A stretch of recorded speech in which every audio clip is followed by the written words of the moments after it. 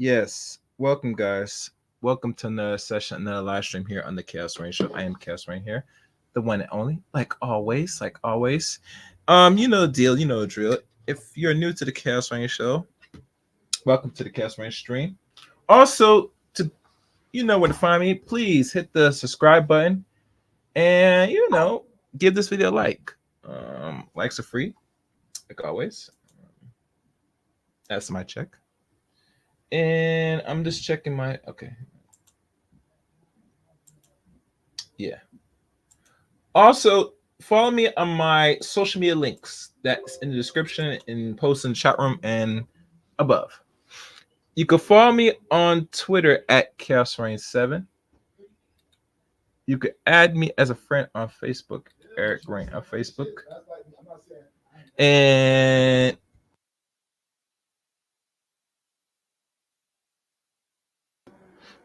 what else? Eric Rain on Facebook. As you know, I'm very active on Facebook, best as I can. If you guys got any information or anything of substance or something that no one doesn't want to talk about, but you want me to cover it, follow me on Twitter or Facebook. I prefer you add me on a friend Facebook and connect with me. It'd be more quicker. It's direct. I mean, it's optional, but if anything that you feel your favorite content creators or just anybody in general that just want to cover it, I will look at it. Now, I'm not saying I will cover it if it's a guarantee, but it wouldn't hurt to take a look at it and see if it really makes sense. Because let's be honest, guys, there's so much content on social media, YouTube. It's just crazy. It's hard for me as a man to keep up personally. And what I've learned doing this now, all by myself, I can't keep up with this. As much as I think I was able to, there's so much time in the daytime, 24 hours a day, 7 days a week, and this amount of days that makes a year. It's impossible now that I think about it. So if y'all really want to see or want someone to speak on certain subject matters or issues, please feel free to share it with me. You know, and now if you share enough, I will have you on as a side person, and I bring you up, and I'll run the videos. You know, so that's my only declaration to those that want to see certain information put out here and have the conversation. I will not run away from it unless it makes sense. You get me? And for those that's watching, yes, I do talk about women in general, and I could focus on men if it makes sense as well. It has to really. I look at social media and content in general. Most content creators cover certain things because it's in their either best interest, or generally it is not something that they're good at, or it's something that they don't think is important to talk about. I mean, everybody thinks why I don't talk about men. I do talk about men, but it has to make sense. Because think about it. A lot of you ladies love to screw and have intercourse with men of, unfortunately, that are the ones you control. I'm not down with covering men and said this is all men in general, especially black men. I can't do that. Because the veil has been lifted, ladies. You indeed do like mess around with dudes you want to control in general. And most modern black men today, or men of any means, are not going to be in the business of being controlled. That is not going to happen. It's not happening. I'm sorry. And that's the honest truth. So no more of that. I'm just checking my notifications. I'm checking everything. Look like I got everything set up. And hold on. What's this? Okay. All right. All right. Before I begin, before I begin, I had some. Hold on, let me scroll up. 1 second, guys. Let me scroll up. Damn, it's gone now, but it was there early. But don't worry, I'm going to do it twice because I know my good friend Mr. Tevin did. So this one goes out to you, brother. They be knocking, y'all.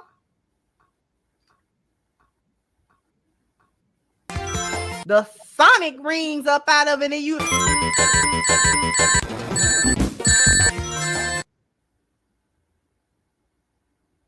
What they be knocking, y'all? The sonic rings up out of it, and you.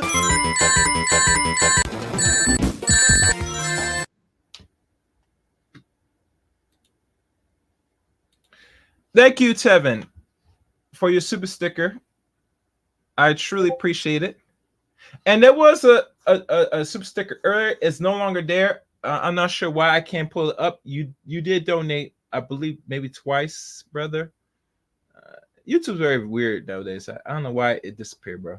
But anyhow, I do appreciate your support and your contributions to the Chaos Rain Show. You are the actual true MVP. You do keep some portion of this show running a little bit. As you know, and anybody else that wants to support Champ, please feel free to either donate either cash or super chat. It matters, but it doesn't really matter. I prefer some a generous contribution will go a long way to the help of Chaos Rain Show. I do work as much hard as I can with the content here. I truly appreciate it. And I'm gonna read your comment right now. I just got your notifications, so you know I have to show some love, but I'm still on the job, and the boss right here, so I know. I feel you, brother. I feel you. As you know, Tevin is, going to be in the, or he's now going to be in the tech field, so it's going to be more rigorous. But I know for a young man at his statue, and he's going to be very much going to do very well financially. So I only praise and for more blessings and more prosperity and success with you, young Tevin. You know, you understand the necessity of supporting Black male media, and that's one thing I do respect you. You not only respect this channel, but you respect any other male content creator that is putting out media, and that goes a long way. And how you doing, Snowman? How you doing, Snowman? All right. So I think that's pretty much it. Let me see if anything else I'm missing.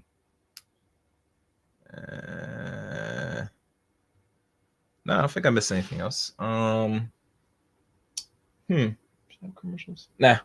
All right, so let's begin, guys. And this is what I'm probably going to do. Since Tevin did bless the stream a little bit, I'm going to open this bad boy up a little bit before I go into this.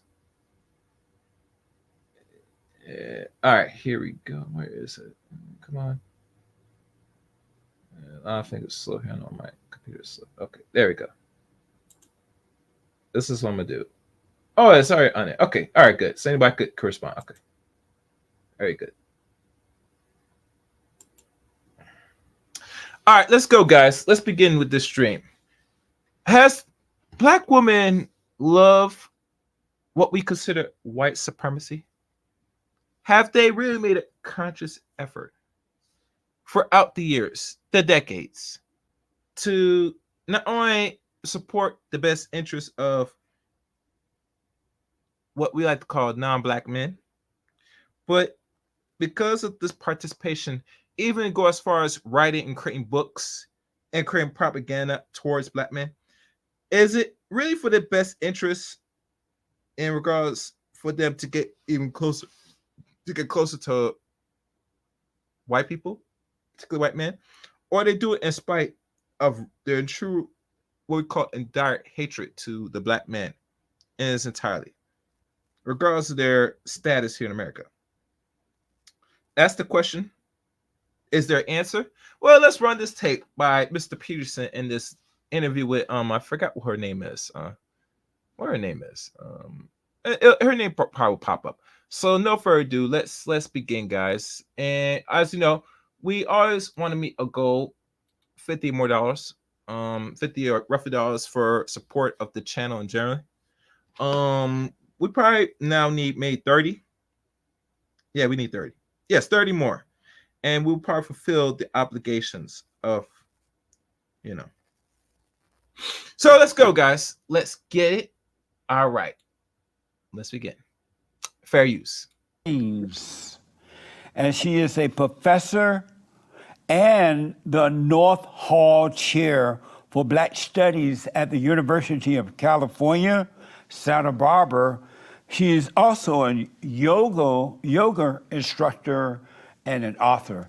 Sabrina, thank you for coming. I appreciate it. Thank you for having me. Amazing. Now, mind you, you're gonna hear this first. She is a yoga instructor as well. As I'm going through this, and maybe I will go through the whole video itself, depending how the stream goes. She's gonna say some things that really is gonna be very not enlightening, but very scary in regards, especially she is a yoga instructor instructing women. And we all know yoga is not only just a better posture and better flexibility and maneuver of the body, but also for better health. So let's listen carefully. Listen good. Fair use, fair use. When I read that you were a yoga instructor, you don't see many Black people in yoga. Well, there's a growing number of people entering yoga, but the problem is, like many other things in America, you show up into a space that people think of as being white, even though obviously this comes from India. And white people are sort of uncomfortable, like, oh, do you belong? Now, this kind of attitude pushes Black people out. And for a long time, I was part of a group of people organizing against this type of racism in yoga spaces. So yeah, we're making our way, but we've had to fight white supremacy, surprise. Really? And so when you, as an instructor, do you guys do that, just the exercise part, or do you do the chanting part too? Oh, you can do, any of those things. When I taught yoga, I didn't really get into the chanting, but the breath work, known as the pranayama, which is supposed to add a sense of ease to the body by transforming the energy. Right. Did a lot of that, and also a lot of meditation. Oh, okay. That's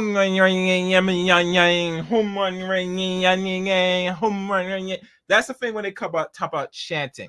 I know it's a form of Buddhism or whatever. I know yoga is based on Buddhism, but you get the point. um, you got to have all the essentials to become, and to my opinion, a full yoga teacher. And you should learn all the essentials. If you're not even doing the chanting, you're not doing the full base of yoga. For those that's listening, sorry, you just half stepping yoga. Just keeping it real. Fair use, fair use. Amazing. So are you a Christian? No, I'm not a Christian. I was raised Christian, but I'm not Christian now. What happened? You know what? I've had a falling out with my pastor, to be quite honest. My pastor didn't like. Oh, one other thing. As y'all guys come in and you come in the chat room, if you come in, please write in hell respectful if you can. Make sure you give this video a like.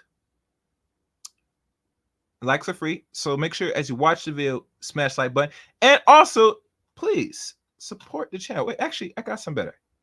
Y'all know the deal. Y'all know the drill. My money. I told you. Where is my money? Benny. Bring me everyone. I need my money. I need my money. What do you mean everyone? Make sure you all support the channel, either super chat or the cash app available. You know the deal. You know the drill. As we go on, once we reach the goal, everything should be fine. I mean, anything extra, like I said, all goes to the chaos reign and development of this channel and other things above. Fair use, fair use. I was wearing my hair. And, you know, I've always been a little bit defiant. So I addressed the entire church. Like, I have the right to wear my hair the way I want to. Yeah. Yeah. It just sort of made me question my faith after he did that. Really? Mm-hmm. And so as a result of that, you went away from Christianity. That's right. And you became a what? Well, for a long time, I suppose I didn't have a firm faith. For a number of years, I identified as Buddhist, and now I'm sort of not quite sure that's where I land either. So I'm a person who believes in connecting with the divine, especially the divine feminine, and in meditation. What did your parents say when you walked away from Christianity? Well, my parents actually weren't much into the church. You know, I learned a lot from my dad, and what my dad was sort of saying was that he doesn't really agree with organized religion. He believes in having his own connection to God. And now I'm starting to evolve and come to that view as well. Really?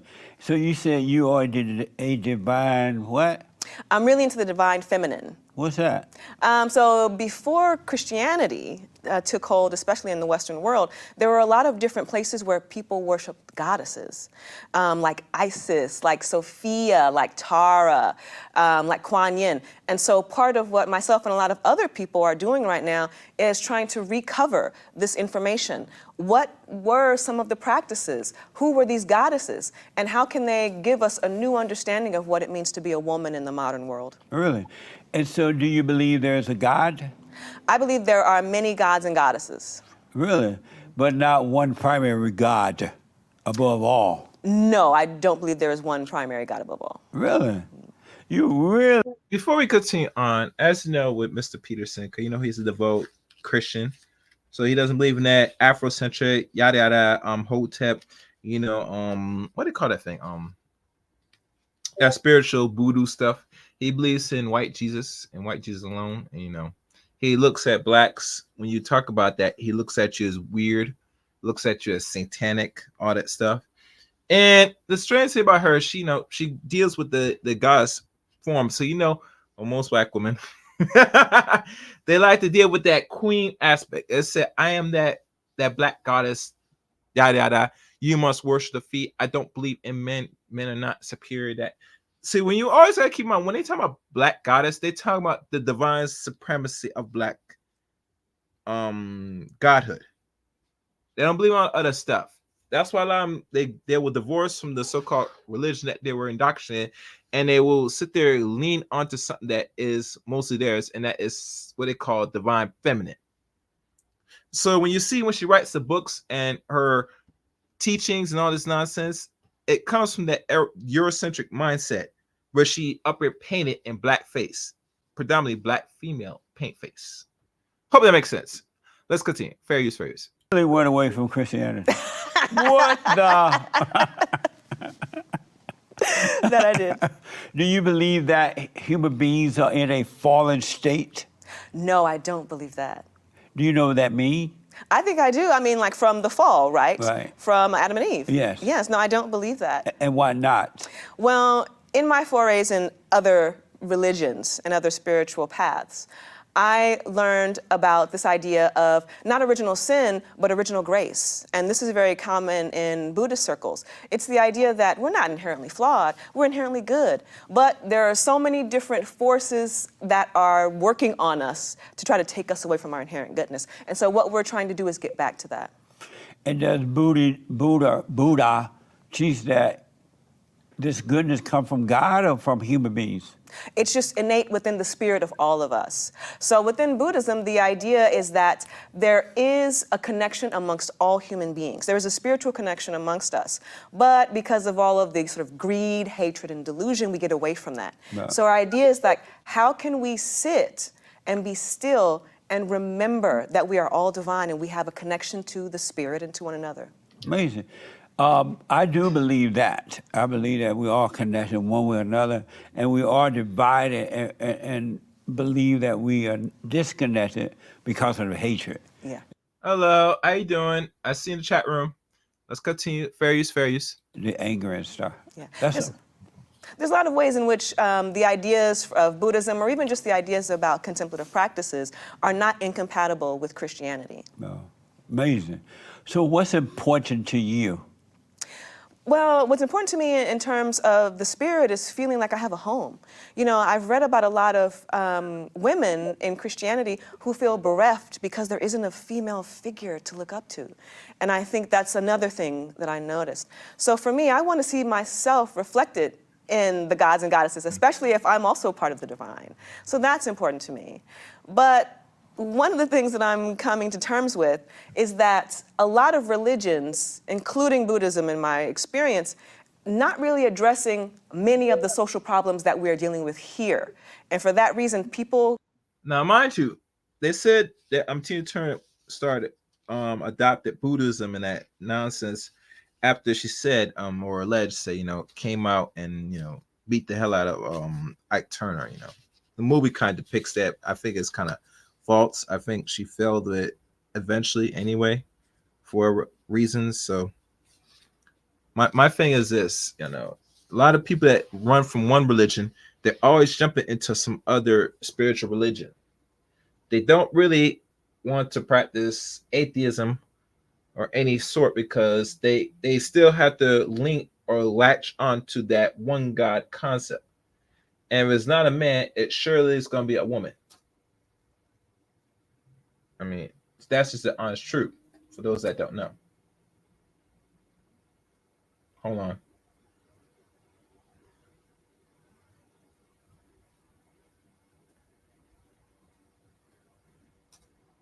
Yeah.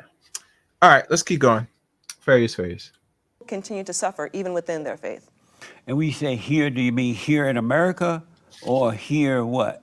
Well, I meant in the world, Oh, I but see. America is a prime example of a place where you can find so many people behaving like they're very holy. But, oh, what about racism? Oh, no, I don't get into that. I had a black spiritual teacher tell me that recently. Really? Yes. And what did you say to the teacher when they said that? The teacher was trying to convince me that we were doing just fine because we're all BIPOC people. There was a lot of black people around, and there were no white people. And so we're doing great here. And I thought, actually, if we're concerned about the problem of racism, it's not eradicated when we simply remove the white people, because racism is part of our institutions. It's also internalized by black people. And so I addressed the fact that we live with colorism in our community. So how is it possible that we just remove the white people and the white supremacy is gone? No, the white supremacy is within us. Really? You know, when I read up on you preparing for the show, you seem to really be into the black thing. How did that happen? Part of it's my upbringing, you know, just like a family filled with loving black folks, always goofing, clowning, laughing. But also, you know, to be quite honest, I thought I would be a mathematician. I was really good at math. I was so good at math that they skipped me. Could have skipped a grade, but my parents didn't want me to be graduating high school when I was 16.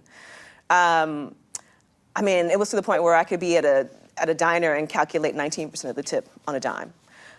But once I started in college and learning more about Black history, I was like, oh, no. I can't worry about like pursuing my A Beautiful Mind dreams. I need to be focusing on the problems that are impacting Black people, and especially Black women. So much of my research addresses the lives of Black women. I noticed that. That's amazing. And so you are a professor of Black studies, right? Yes. Now, I can't knock Black studies like that because T.S. Johnson is in the field of Black studies. But one thing that separates him from all the other, feminists that's in that studies, like, this lady right here. I don't even know her name, forgot her name. It'll come to me. That it seems incomplete in a way. Because when you look at a lot of people that do these studies, they put themselves in the lens instead of looking at things as a whole. From my understanding with Dr. T.S. Johnson, when you look at his work and even the book he came up now, he deals with the main problem, and usually it's the male issue. That if you without the man, let's be honest, you don't have really much worry about the women or any form of society because it's be done. But unlike Black women, they only focus on themselves and think the society really reflects on them, but they know that is not the case. You are just the product, the vessel here of a means of a society, especially systems, institutions they could use. And since they use, let's say, Black women like her, is used as a weapon towards only a certain group of men, particularly Black men, in the society, because it slows down things. It causes dysfunction. And we always hear about Black women in certain areas when it depends on what education they get, or most all education. It is a form to lead them in a more egotistic, dysfunctional manner, where to a lot of Black men, they're not no useful to any Black man in general in the short and long runs. That's why you see a lot of men, they do complain about the education now, or they always quit because it builds a certain mindset, a certain ego that a lot of ladies start to develop. That's the one thing they don't like about the educational system today. So let's keep going. Very serious. What does that mean exactly? That's an How- excellent question. Yeah, what does that mean, Black studies? And how much study can you do about a color? You know what I mean? That's a phenomenal question because, I won't say this guy's name because he didn't give me permission to, but there was a senior faculty member years ago in my current program who was asked, like, what is Black Studies? And he was like, well, I don't know. It's like it could be anything and everything. Black Studies is really the study of the lives and histories of Black people in the diaspora, which literally could be anything. I mean, think about America. What aspect of American society has not been touched by Blackness? Everything has been touched by Blackness. Like what, for example? Well, I'm thinking about the music industry, right? I'm Right. thinking about Hollywood. We're right here in Los Angeles. So much of what happens in Hollywood is simultaneously trying to deny Black people roles, historically we're talking about, right? While also trying to reveal a certain type of Blackness through blackface. So you can't look at the history of any industry in this nation and not notice either the visibility of Black people as low-level workers or the way in which they're purposefully expunged and then being replaced by white people. When you say there's a lot in this country that's been touched by Black people, you're right that Hollywood, the music industry has been touched by Black dancing, playing ball, basketball, and stuff like that. But real things have not been touched by Blacks. Like science, building airplanes, making the world work. The Blacks have not had a real impact on that. Oh, that's not the case. No, we have impacted every single industry and sometimes in hidden ways. Here's a perfect example, because we're talking about science. There is a well-known, he's considered the father of gynecology, a doctor by the name of Marion Sims. And what he did was he invented the speculum, which a lot of people working in obstetrics, a lot of gynecology. Now, one thing I don't respect and I mean it bluntly. I mean, Mr. Peterson knows darn well that black people, men and women, contribute a lot to society because all the things you consume that was not developed by whites, that's developed by blacks, and he knows this. But because he's so ignorant in his thinking, not really thinking outside the box, but like I said, because he's a Christian, he doesn't look beyond, you know, who really is the innovator still today, even back then now, are the things you consume. Because in his mind, like most blacks of his age or in general, even the ones that might not that came here in America or came from other countries, right? They don't understand how America was really structured, who invented the simple things that we use that we still use today, because they think the non-black, I mean the European man, white man generally, is the eye, all seeing eye, the creation of all things that we consume.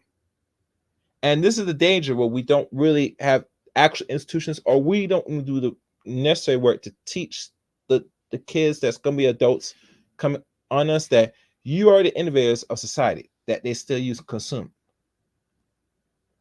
I think that's our fault. We dropped the ball and really being honest with our young people that are going to be adults, say to know, to say you have value. You're the ones that still are the innovators of society. Because we don't do that, now we have people as old as him think that black people didn't come up with nothing in their institutions. Can you imagine that? Anyway, and I gotta stop and pause every second, guys, so don't be alarmed. We're gonna try to go through this video as best as possible. All right, let's keep going. Phase. Just still use. But not until recently, people didn't know that he was able to create this very valuable tool for women's reproductive health by experimenting on slave women. Nice. Well, right? And so now it's because of black women's bodies that we have this tremendous scientific advancement, but for the longest time, black women were invisibilized there. So, you know, I'm a scientist, actually, and part of what I do is critique medical science for being racist. So we are there, but people often like to ignore us because we don't fit in with the American bootstraps mythology too often. I noticed that you are at UC Santa Barbara. Did you get in on affirmative action, or did you earn it? I mean, black people earned affirmative action. Let's be clear about the civil rights movement. So whenever you're dealing with these kinds of opportunities, there's always going to be white people who think you don't belong. So I have what's known as a North Hall chair, which is a position that was advocated for by black students in 2012, following up on protests from the 1960s. So in 1968, there were massive protests, obviously throughout the universe, but Right. on UC Santa Barbara campus. The students, who are athletes, were demanding representation of themselves in the form of faculty, in the form of staff. They wanted more black people on campus. Now, fast forward to 2012, the students were like, you have not gone far enough to give us what we desire. 1968 created the Black Studies program at UC Santa Barbara. And 2012 created my position, that of the North Hall chair. So I am there representing this lineage of activism. But, I mean, obviously, this was a job that was not going to go to a white person. They would not have been deserving of it. And so you got in based on affirmative action? No, I did not get in based on affirmative action. You earned it? I got in based on the protests of the students Oh. and my own excellence. I mean, you know, I have 2 books and they're doing pretty well. And so did you take the white SAT, or I mean, the test you have to take to get into the school? Did you take that test? Oh, yeah. I mean, I took the SAT when I was in high school a million years ago. Sure. Oh, okay. I noticed that when white people allow the blacks to go to their schools, the black people are always complaining, and then the value of the school go down. You know, it doesn't get better. It's like the blacks don't make it better. It seems to get worse. Why is that? Now, I know people say Jesse is cooning, and he is. Unfortunately, Thomas said when black people come in, it gets down. I mean, you should answer that question yourself, Jesse Lee. You're a black man. You went to school. Why is it when you attend these schools, it went down? Curious. I mean, I think she might give a proper answer than what I would give, but we have a clear idea why that might be. Let's be honest. But let's hear her answer. You know what's interesting? There's a lot of ways in which education, especially in California, is crumbling, but black people aren't to blame. We don't have the power or authority. Frequently, when we get into university environments, we're immediately marginalized. So what we experience is that people express a tremendous excitement and joy because they want to have diversity. And what they usually mean is we want to make sure we're not only looking at white faces. But then once they actually hire black people, they don't want us to have any institutional power. So we are constantly fighting just to be on equal footing in that place. But you're not wrong. It is true that schools like Yale and Harvard partially maintain their status as elite universities by refusing admission to too many poor people or too many brown people. So they have very tight controls over who gets in, not to mention legacy admissions to allow more white wealthy people to get in as well. Why do the blacks want the whites to lower the standards to let them in rather than keep the standard where they are, make them better? Why do they say, well, the SAT test is too hard for us? That's a white test. Or algebra is too hard. That's white algebra. They don't seem to rise to the standards that are there in our country. They fight to bring them down. Why is that? So when you look at things like the SAT test, which I was required to take, took that and the GRE, it turns out that the person who helped create the SAT test was a eugenicist. So before that, they were creating all of these ideas about there's definitely inherent intellectual differences between black people and white people. And how can we prove it? I mean, how can we test it? And so what they did was they invented tests that benefit white persons. And this is the problem with the SAT. These are culturally biased tests. They rely on knowledge that might be more likely to accumulate in white and middle class spaces. And let's go further, because now they actually now remove that requirement now in all high schools now. And that's not remove that, it's actually now factual now. Because if you look at now the SAT test as it stands today, even the whites can't even pass at a certain point where they could get proper entry to certain colleges. So now they are actually lowering the requirement for not black people. It really the requirement and the design is racist in nature, but it really is designed to validate and keep reinforcing the inferior and superior of one group of people to the point where it said that you should not exist because you don't meet the standard. But in really at the time, you should never exist anyway because you are in the way of me. But they can't tell you that in your face. And really, it's going to come to point these people are going to tell black people what it is in their face now, which they are in the right mind, in the right state right now, and where they are position-wise to do so. Because they tell you what it really is. What you going to do about it? Nothing. Nothing. But they didn't get there yet because they're trying to be nice. But in the back, they kind of slap you in the face, if I like to say so myself. I hope that was clear for those that might not take offense to that. Fair use, fair use. And so why every other race, Mexican, Chinese, black, not black, whatever, right? They seem to be able to pass the standard test, the white folks test.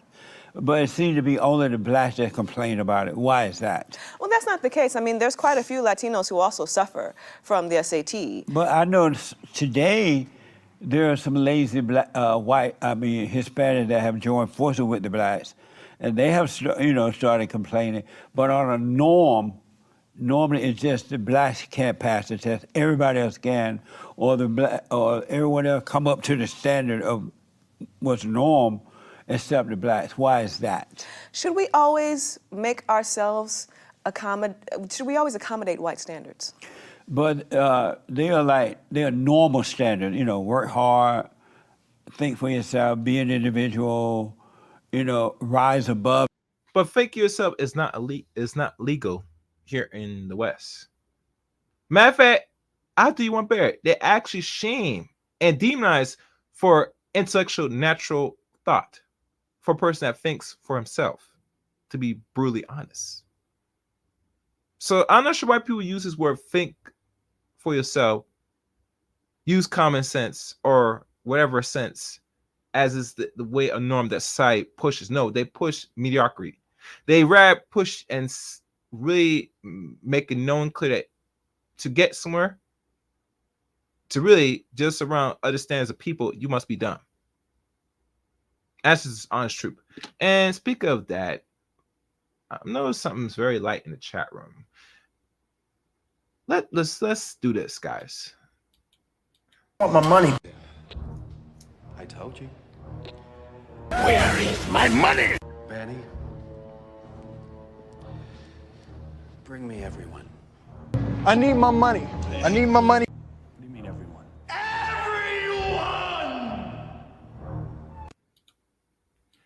Make sure you guys support the channel, either super chat or cash app.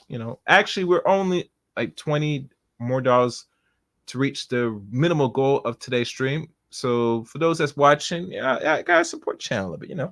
Support your boy Chaos Reign Show. As y'all hit the like button. As you come in. All right, let's continue. Fair use. The situation. Those kinds of standards, I think many people would agree to, but that has nothing to do with the SAT. The SAT is, and many of the types of tests that are standardized in the United States are simply culturally biased. They're created by white people But everybody asking else, questions about white things. but every other race seemed to be able to pass that standard. That's not exactly true. What happens if you look at the SAT? Yeah, that's not. She's right. That's not actually true. Now, this is not an old interview. This is just recent. This is like how long ago this was. Let me double check, guys, so I could be honest here. How long ago this was. I think this is recent. Let me check how recent this video is. By Jesse Lee Pearson in this interview. I think this is currently recent. All right, I'm going to check it now. As I'm checking, please, guys, hit the like button. Likes are free. As I'm doing a quick background check of how recent this video is. I can't remember last time. Let's see, where is it? Where is it? Mm-hmm.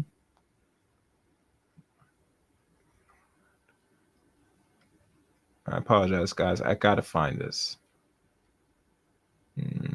Where is it? I found it. How recent is this video? Yeah, this video is only almost pushing 3 weeks ago. So I'm not sure Jesse Lee has been doing and really fact checking a lot of this talking points. But it seems to me this man is an old dude that's not been keeping up with times. He's not really keeping up to present day of any data that backs what he's saying. And I don't think he really cares because he has more of a non-black crowd. So they love it when he repeats the same talking points. It is what it is. Fair use. So we'll use that as an example. We have Asians here, then white people. So why aren't white people doing better? Well, Asians are doing better than the whites. And there it is. And why is that? So they really rose. I know Asian people, they say that their family make them study. They put the time and effort. So when they go out there, they're ready to do their thing. And now that the Asians are doing well, the blacks are mad at them too, and they want to put them back on the back burner and let them in instead of whoever, They're treating the Asian the way they treat the whites. Well, I don't want to reproduce the model minority myth because there are many Asian folks who also suffer in this country. But the reality is that historically, the Asian immigrants who were allowed to come here came from a certain status in their home countries. They had to get these highly skilled technical visas, these they're called HB1 visas or something like this. So we're dealing with a completely different population of Asians coming to America than black people who are born here. If you look at African immigrants to the United States, they also excel at these kinds of tests. So this is not really, this is not really an issue of race, right? So we're all still considered black people. It's about what kinds of resources do you grow up with that can give you a leg up if you are coming to this country and not born here. And I've noticed that the blacks that come here, as you said, from other countries, they do well too. Yeah. But the blacks that live here, they get mad even at the blacks that come here from different countries for doing so well. And they say to those blacks, you're trying to be white. You think you're better than us. They fight with those blacks too. Why is that? I don't know if that happens quite so much. I definitely remember hearing certain black people when I was growing up saying things like, you act white, because I stayed with my nose in the book. But I think we also have to consider the pain of the everyday black people who don't see opportunities arising for themselves. My parents wanted to instill in me the value of an education, and I'm so glad that they did. Right. Because now I think for myself. I didn't Yeah. just get a degree so I can be some type of functionary. No, I'm thinking for myself about social problems so I can help other people. But I think sometimes it's hard to see that pathway when there aren't so many role models in your community. That's true. If black people think that whites are so bad with these schools and everything, right? Why do they go to a white school university rather than going to a black university? I will answer that better than I tell you, because white school is like any institution that's either run by us, which really mostly black institutions. Some of them still run by us, allegedly. Going to a PWI is a sense of status, and it's good on the what do you call it, resume. Yes, oh yes, because most black people that go to PWIs, or they invest their time and energy to try to get accepted at PWI than a historic black colleges, regardless of the outcomes, is it gets them in their beliefs. This is just me, that they will get a better fair shake to getting employed. Unlike if they got a degree from a HBCU, it's not gonna look good not only on paper, but really it's not gonna be enticing to the white employers that will hire them to pay their bills. And this is the consequence. What I tell people many times: education. I agree, but it's where you get your education if you want to get the better outcomes.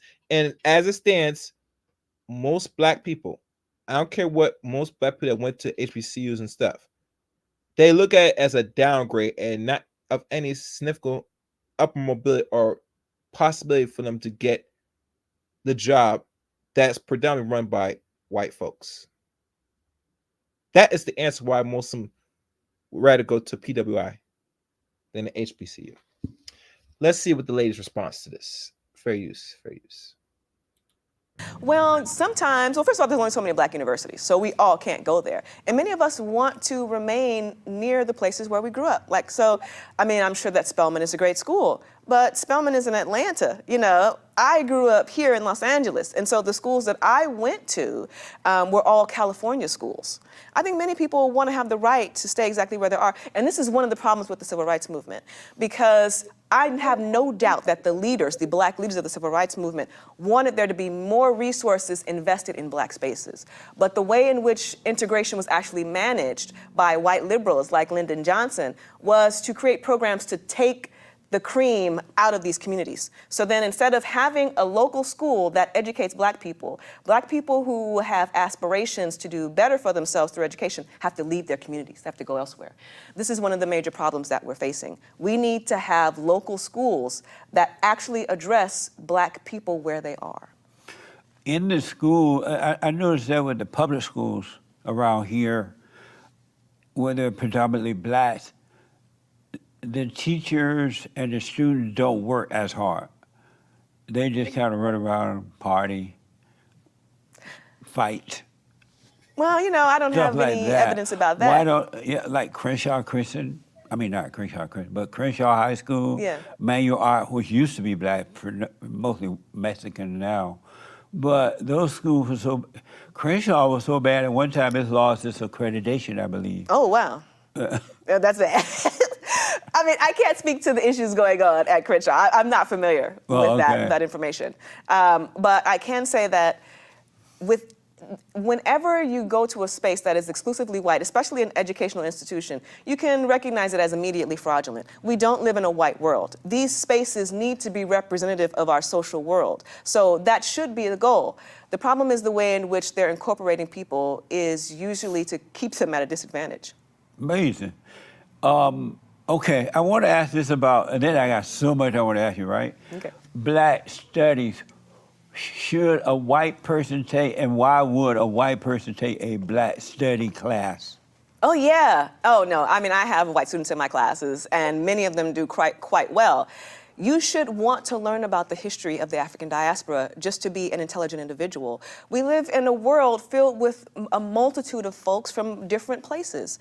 But a lot of what has historically been taught at universities and colleges is like white empiricism, based on things that happened in Western Europe hundreds of years ago. No, we need to be caught up on the lives and experiences of people from a variety of backgrounds. And the white students get that. It doesn't seem to be a tough class to take. I mean, Oh, it's tough. you just sit there all day, well, not all day, but you sit in this class and all you're hearing about black people. You know, that doesn't seem to be difficult. It's not difficult to hear about slavery. Yeah, but the problem with that, Mr. Peterson, is that it's not just talking about black people, is really have a more deep, have a true understanding of the, hopefully in these black studies, they teach the actual history of Europeans and black people in general, just like when Arthur Schomburg taught John Henry Clark at the time. If you want to find about or learn about your history, you must go through their text. It's supposed to bring a broader perspective of the relationship between us and them and our place and where we have to be. That's what the black studies should be teaching. If it's not doing that and not being transparent and real about it, then to me it is wasting money, wasting time, personally. But that's me. That's just me. So I'm not sure if it's supposed to be that difficult or easy to learn. I'm gonna leave it on that. Phrase. I think it's difficult. Why? Well, first of all, we live in a country that has yet to issue any type of apology, any reparations. Bill Clinton did that. Oh, well, that's minor.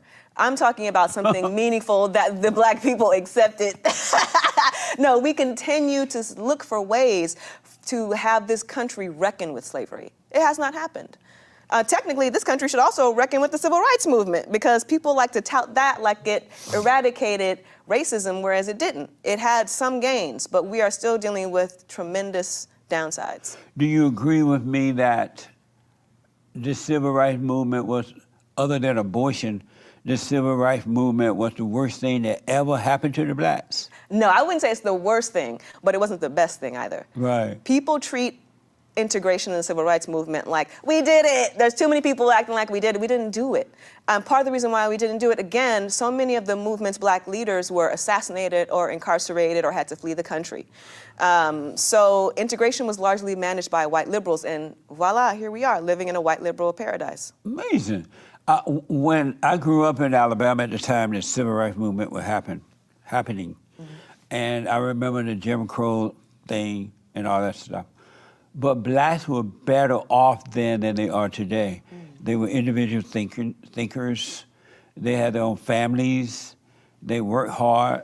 They owned business. They bought land.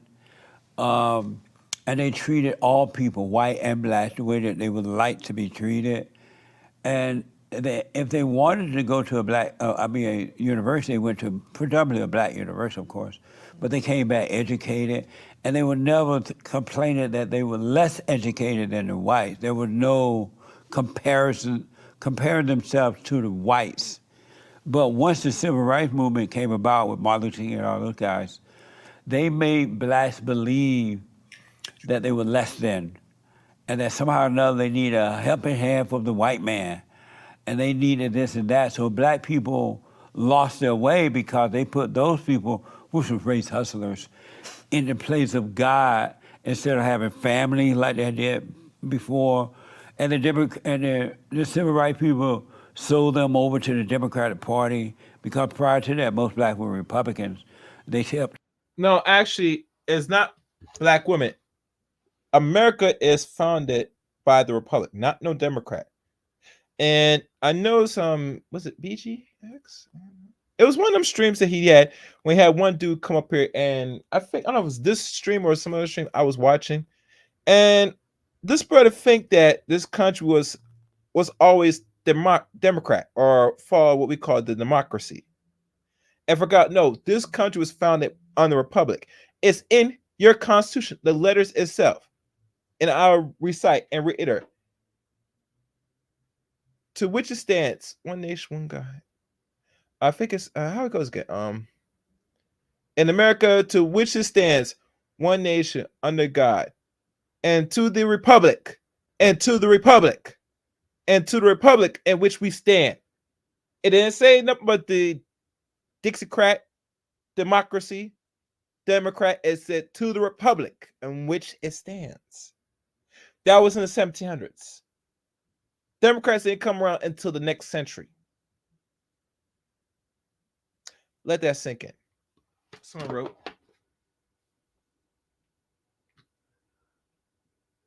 yeah, most blacks and Jesse Pearson's mind, that's what he thinks his mind because he is one-sided. He's an old country dude that does not have no, that's doesn't use not only common sense, but he doesn't really, in my opinion, and this is me, I don't think he picks up any books and really look at the actual history as entirely. This is the problem when you have people only focus on the religion, and let's say if they read the book, which I doubt most people that are Christians read the book from front to back. But let's say they do. I mean, they got to have a more open mind to understand everything that's written by man and woman, not just by the book, the Bible. The Bible's not the all-seeing information of all things. You got to have an open mind and read everything and possibly have a good understanding of the whole world in its entirety, not just what was written back in the Old Testament and follow the New Testament and think that's the world. No, the world is different. I'm sorry. Anyway, let's keep going. Furious. Start the Republican Party. So the blacks became worse, and they've gotten worse since the Civil Rights Movement. Why is that? So I don't agree with everything you just said.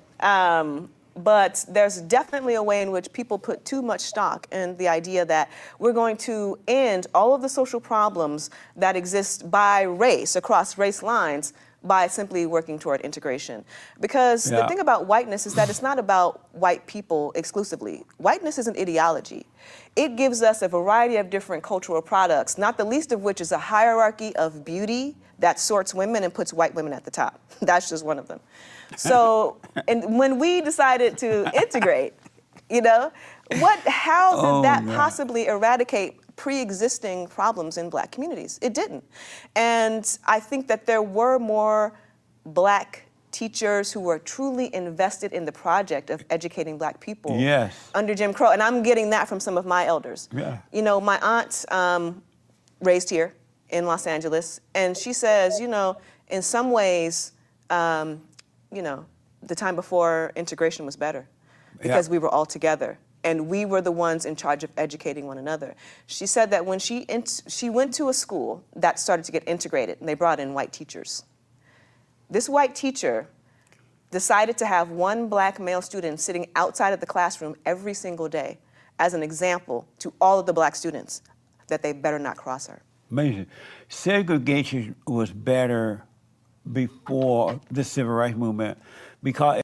Before we continue, guys, let me check how we're doing on the likes. Let me look. I know we got some people coming in and out. And all of you guys could do is please press the like button. I mean, we could have more likes. I know mostly that's watching. If you watch for the first time, please smash the like button. Sure, appreciate it.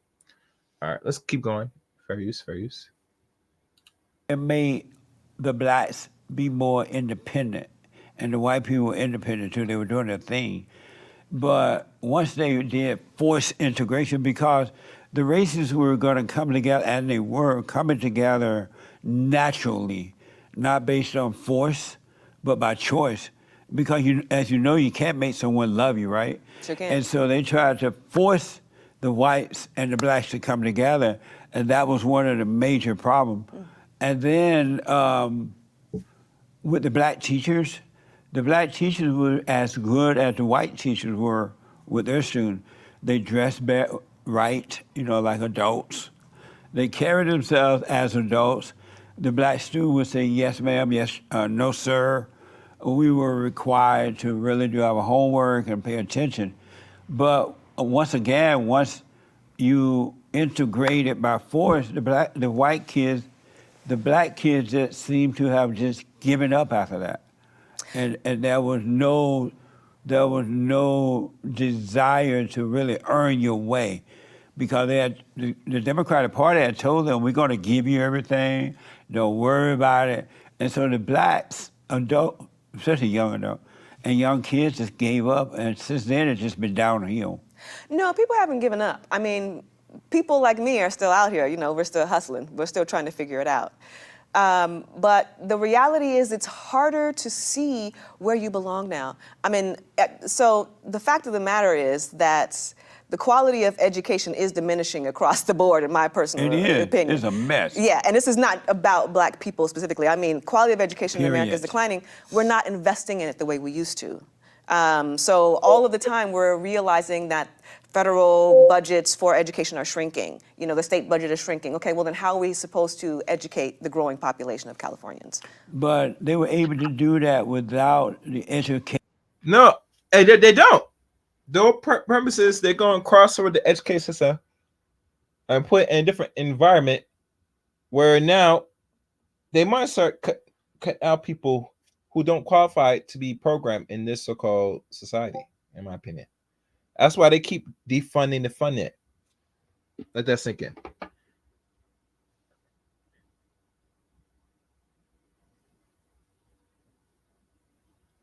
All right, let's go. Ready to say. Or program in the government, they did better by not having that funding from the government.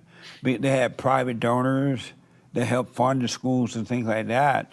And so the schools meant more than they do now. Now it's just all about junk. It's not about reading, writing, and arithmetic, right? It's about changing the body parts from boy to girl, girl to boy. Okay, we don't want to be transphobic on here. It's about teaching how to have abortions. It's about how bad the white man is. It's not about reading and writing arithmetic. Have you noticed that? You agree? Well, so I Notice teach that? about sexual diversity, and it is absolutely essential that we read about and understand the lives of people who are gender diverse, who are non-binary, who are trans. Why do we need to know about that? If somebody want to do it, they have a right to go home and cut it off. Right? We need to and know then about they have it. a right to go to school with it cut off. But keep the pants on, keep the dress on, and no one will never know. Well, we have a right to be visible, that's why. Just like black people. Just like we have black studies so people can understand the black struggle, it's important to have gender studies so that people understand how you are treated in the world as people of different genders. But no one would know if you didn't tell them. People might know. How? Well, Unless the you whole walk point to of school gender in a diversity. dress or something, you know. You might, yeah. The whole point of gender diversity is that you show up being your self-identified gender. So you can look, I mean, even me, sometimes I think of myself as a non-binary person. I usually identify as a woman. But there are plenty of times where I want to lean more into my masculinity. What does that mean?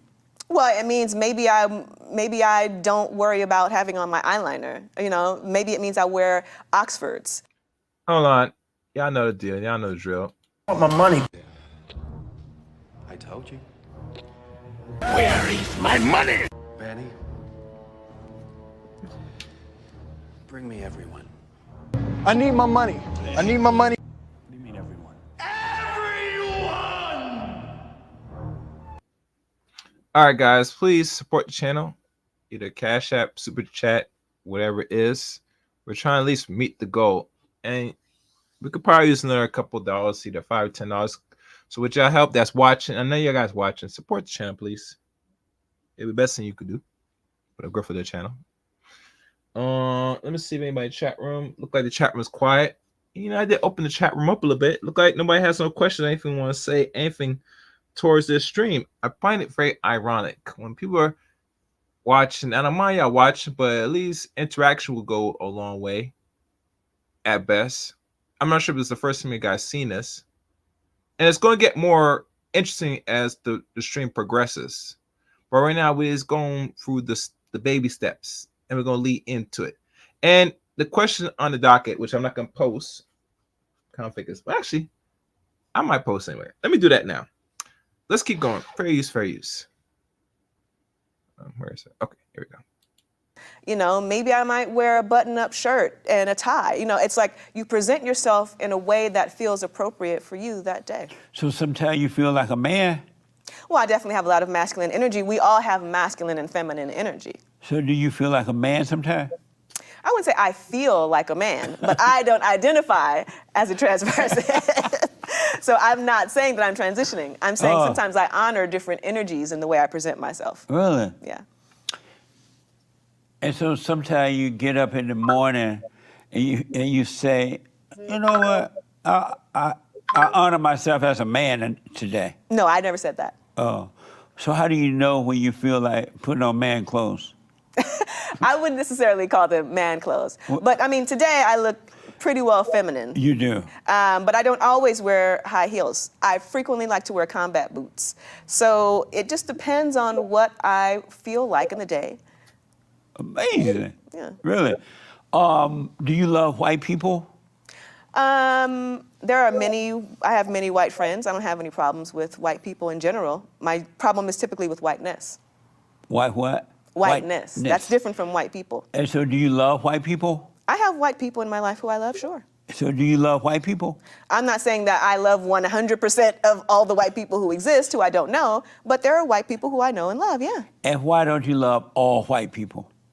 I think it's an aspiration as a person who is spiritual to love all people. But I don't want to sit here and be phony and act like I love all people. Not yet. I'm not that far along on my spiritual path.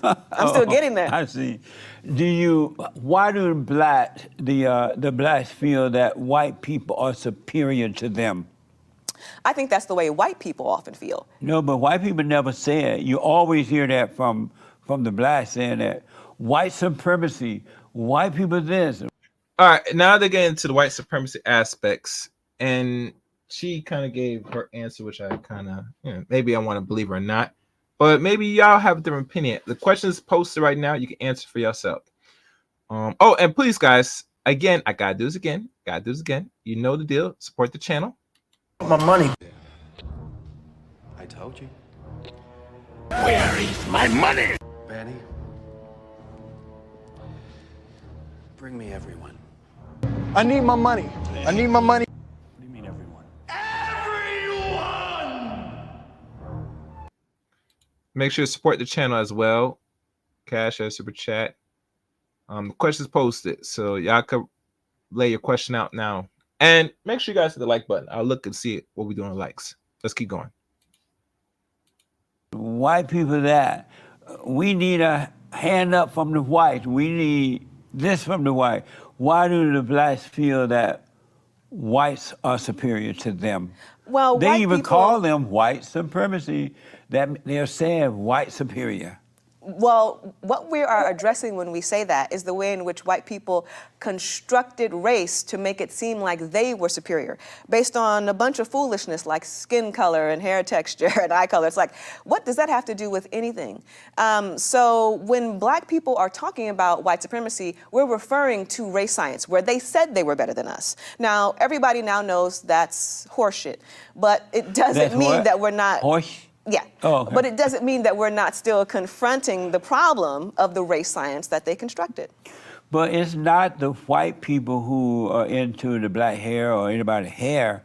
It's the black people who are jealous of the white people. Their eyes are always on the white people. And so, and due to their jealousy, they think that they are less than the whites. And so they're constantly trying to prove to themselves and to the whites that they are the same or better. And so it's the blacks themselves that are into the hair thing and all that. Because prior to that, black people didn't care about white hair being that way or this way or that way. Prior to what? Prior to the civil rights movement. No, come on. Black people did their hair, they had pretty hair. They used to put it in corner, whatever way.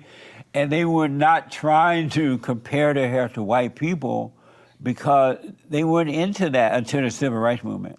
I find this to be historically inaccurate. What do you mean? I'm I was pretty there. Sure. Okay, but not like Madam you're C.J. saying. Walker, What? right? Madam C.J. Walker invented the hot comb, I'm pretty sure in the early decades of the 20th century. So well before the civil rights movement, there was already Eurocentric beauty standards. I don't think black people would argue that there are no Eurocentric beauty standards. White people invented those things.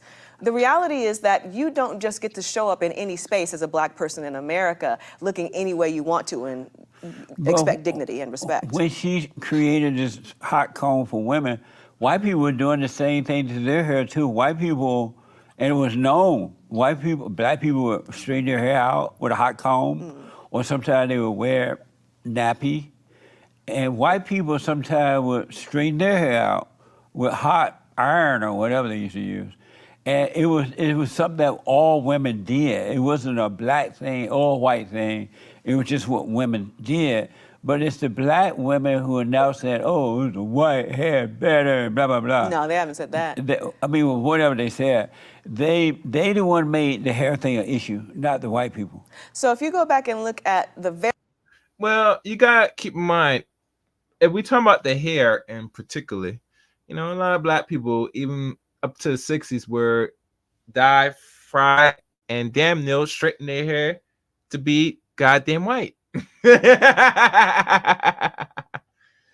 So, we look at image and look at the representation of godliness and perfection. And we all know, and you have women in your family, constantly know that if what they call nap hair was the good hair or the best hair, you will not go out your way to make it look or transform it into someone else or put on someone else's race hair, to fit in. You just don't. But this is the mindset of a lot of women. And we could say a lot of factors go into it, but let's be honest. Unless it's not straight and ain't right and ain't perfect, it is what it is. Fair use, fair use. And please support channel, guys. very earliest racial scientific reports, they will talk about black hair like it's wool. And I've written about this some. So white Europeans were very clear that they thought that their hair, because it was straight, was somehow preferable to the beautiful, exciting locks that are made possible by kinky curly hair. And the reason why we have something like the Crown Act in California is that you could be discriminated against as a black woman with your natural hair if you're in a white space and white people think that you are out of place. So we face a lot of biases as it pertains to our hair texture. But that wasn't because they thought that white hair was bad. It's just that they had a higher standard of how professional people going to work should look. So the higher, And right up to black- white, so it's higher up to white, or like what? No, I'm sorry. You said it's higher, but I'm like, well, Meaning going that up they to what, like for whiteness? you to look clean and decent at work. There was a time when that. And so even when the black women went to work and black men, just as the white men and the white women, they had to comb their hair, they had to look like they're going to work, not like they're going to the cotton field. So, You know what I mean? yes, but And so I guess... which look better? A black woman coming in with the hair done like you, or some black woman coming in with a fro? I mean, I don't think there has to be a hierarchy made. Which I've look seen better, some though? dope fros. I've rocked some dope fros. So you can have a beautiful crown of glory. Which look better though? A hair that's done, or just a hair that look like dry stuff on the hair? Even the woman, Is it possible? Wait, okay, let's Even the unpack that. black Because is it woman only look black women better. who have to worry about their hair being done, or is it all women? so what now? Is it only black women who have to worry about their hair being done, or is it all women? All women. Okay, well then if it's all women, then this is not about black women at all. But it's the black, that's right. But the black woman complaining about her hair, she's trying to make everybody accept this hair thing that doesn't look right. I get you. I see what Jesse's doing. Jesse, let's be honest. Most majority of black women today, I don't care what hue or economic status the woman is in. You go out the streets, you see majority of them wearing fake hair, mostly not their own hair on the average.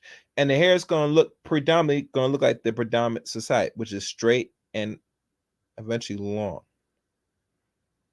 See, the lady you're interviewing, I forgot her name again, but it'll come to me.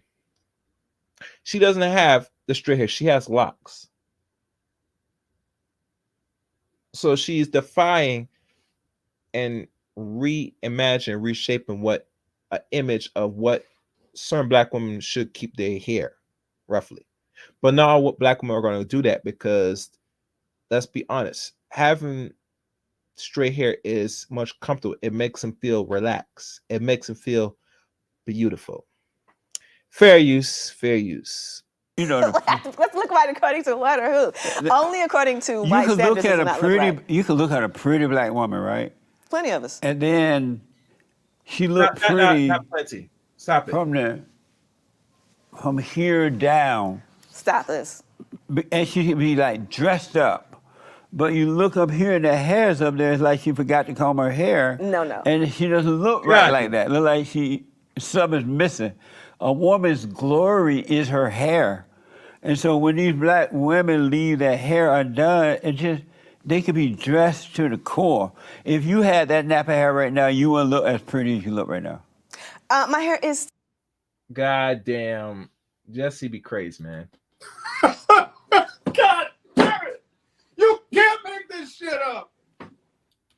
God damn it!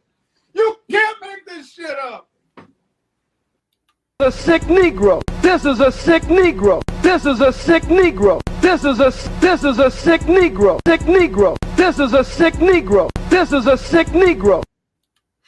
I tell you, Jesse be crazy, man. But he knows because he's an old-fashioned, old school,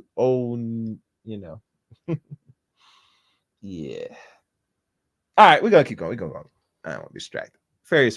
snap. I mean, this is still my, this is locks. But okay? it looked like you took time and you did it. It's not all dry and it's hanging like a woman hair should be hanging. This is a lot. There's a lot of things going on here. That You shouldn't know be what I going mean, on. right? Okay, sir. You know what I'm talking about. You do realize that there are plenty of black men who wear their hair natural. And so how is it different for black women? We shouldn't be able to wear the hair that grows out of our scalp? Because a black man that wear an afro, right? You expect a man hair to look bad. I don't. I don't know which men you know. I expect a man hair to look good. But you don't expect a woman hair to look, because since her hair is so glory, you don't expect her to look bad. Women can look any way that they want to look. Part of the problem that we're not speaking to here is that there are so many men, and many of y'all are black, who expect black women to look more white in the ways in which we present ourselves. Our hair should be straighter. It should be longer, more European. Our skin should be lighter. There's all of these expectations that men might have about women that are actually indebted to the colonists. No, that's natural for a man to want that. It has nothing to do with the white person. In the good old days when boys were boys and men were men, black women wore their hair very nice because they knew it was their glory, and they knew that that's what men want. Men want woman to look as pretty as she possibly can, right? And so they would naturally do their hair. I remember my first girlfriend, and other women too, they used to wear those French wool thing in the back. You know how they used to? Yeah. And then they would dress up, they'd be so pretty. Yeah. And they wear this stuff, but now, when I was growing up, you would not even see a black woman with a fro. Yes, you would. I mean, that came after the Civil Rights Movement, but not prior to that. I'm pretty sure that started in the 50s. Nope. The fro started to get trend during the 60s. It is what it is. Unless you're talking about back in days when we were in heavily Jim Crow in the 1800s and early 20th century, but majority during the whole period, even before Jesse Lee was born and stuff, most black people, especially some women, they kind of dye their hair, unfortunately. That's just the honest truth. For those that don't know. Fairies. Well, unless it did in Chicago or New York or something. No, by the late 50s, they were already doing that. I got to ask you so much more. You have a book, in your book, you say, the end of love. Wait, I just went down. I want to quote it right. Oh, your book, The End of Love, Racism, Sexism, and the Death. And I believe Jesse Lee did not read the book. Let's keep it real. If you didn't even know the proper name of the book, you did not you even made a conscious effort to read the first 100 pages of the book, at least. But that's how it is when you're doing this content stuff. Most people just sit there, they'll talk about something, they want to pick up and read the book.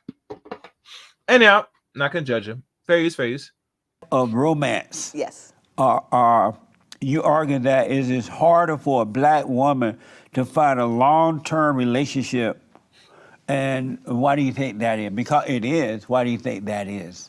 The problem is that so many men are expecting a woman who is slim, white, and pliant. So they want a woman who is fair-skinned with straight hair and a slender physique and is going to do what they say. Now, as you might imagine, after the many feminist movements that we have had in this world, and especially in the West, women aren't mostly up to that. We, for those of us who are looking for a man, want someone who's going to be a partner, someone who's going to be a companion and equal. But unfortunately, that's not. But you see, you fail to realize that word used partner. It is a term for, homosexuality in a way. 'Cause men are not supposed to be partners to women. Women should be complementary. I mean, your man should be that alone. I mean, that is it. There should not be no stupid partnership. I know why people keep throwing word partner. I mean, but all right. So I don't know, man. But you see, it goes back. You've been conditioned by this Western Eurocentric mindset, mostly institutionalized, that partnership is the way to go. And I'm telling you, no, it is not. No, no, no, no, no. Men up here, those that really get to understand what you mean by partnership, they turn and run the other direction. They do. They just do. And I'm just gonna stop this Discord. If you guys not join me on Discord, please join my Discord, please. It is up and available right now. So kindly become a Discord member. So you can click the link in the description or in the chat room to join Discord. All right. Yeah, but I don't agree with that. Especially the thing we should talk about men looking for light skin, slim waist, or all this stuff. No, not really, not necessary. I mean, you as women, if you're jet black and if you have to think that's the only way you're going to obtain, a certain type of man, a black man, then you have already lost. Men have always been saying what type of woman they want or looking for. And a lot of black women, let's say her that's not even light skinned, because you're brownish, could be darker, depending if you get some adequate sunlight. You're talking about you speak for yourself. Anyhow, let's keep going. Serious. The view that many men have. So that's what you mean by the end of love? Well, partially what I'm talking about in the book is the reality that romantic relationships, people used to call them love, but love and romance are not the same. But romantic relationships that people used to expect would happen to everyone if you were just attractive enough as a woman, if you had enough money as a man, well, then, you get your taco as a woman and a man's wallet and they're compatible and you're going to be together forever. More people are either not finding romantic partnerships when they want them or getting into them, such as I have done, and then realizing, oh, I don't want that. No, let me get out of that. So at the current time, according to a couple of different studies that I've seen, 52% of adult women are single. That makes us the majority. Some of us are choosing singlehood, like myself, but others, they want to have a man, but they don't want to follow the old traditional rules to get one. But if they don't, they're never going to get a man. There it is. You either are a trad wife or you're not a wife for a lot of men. Not every single one. So, but the real reason that black women don't have long-term relationship unless they get with a white man,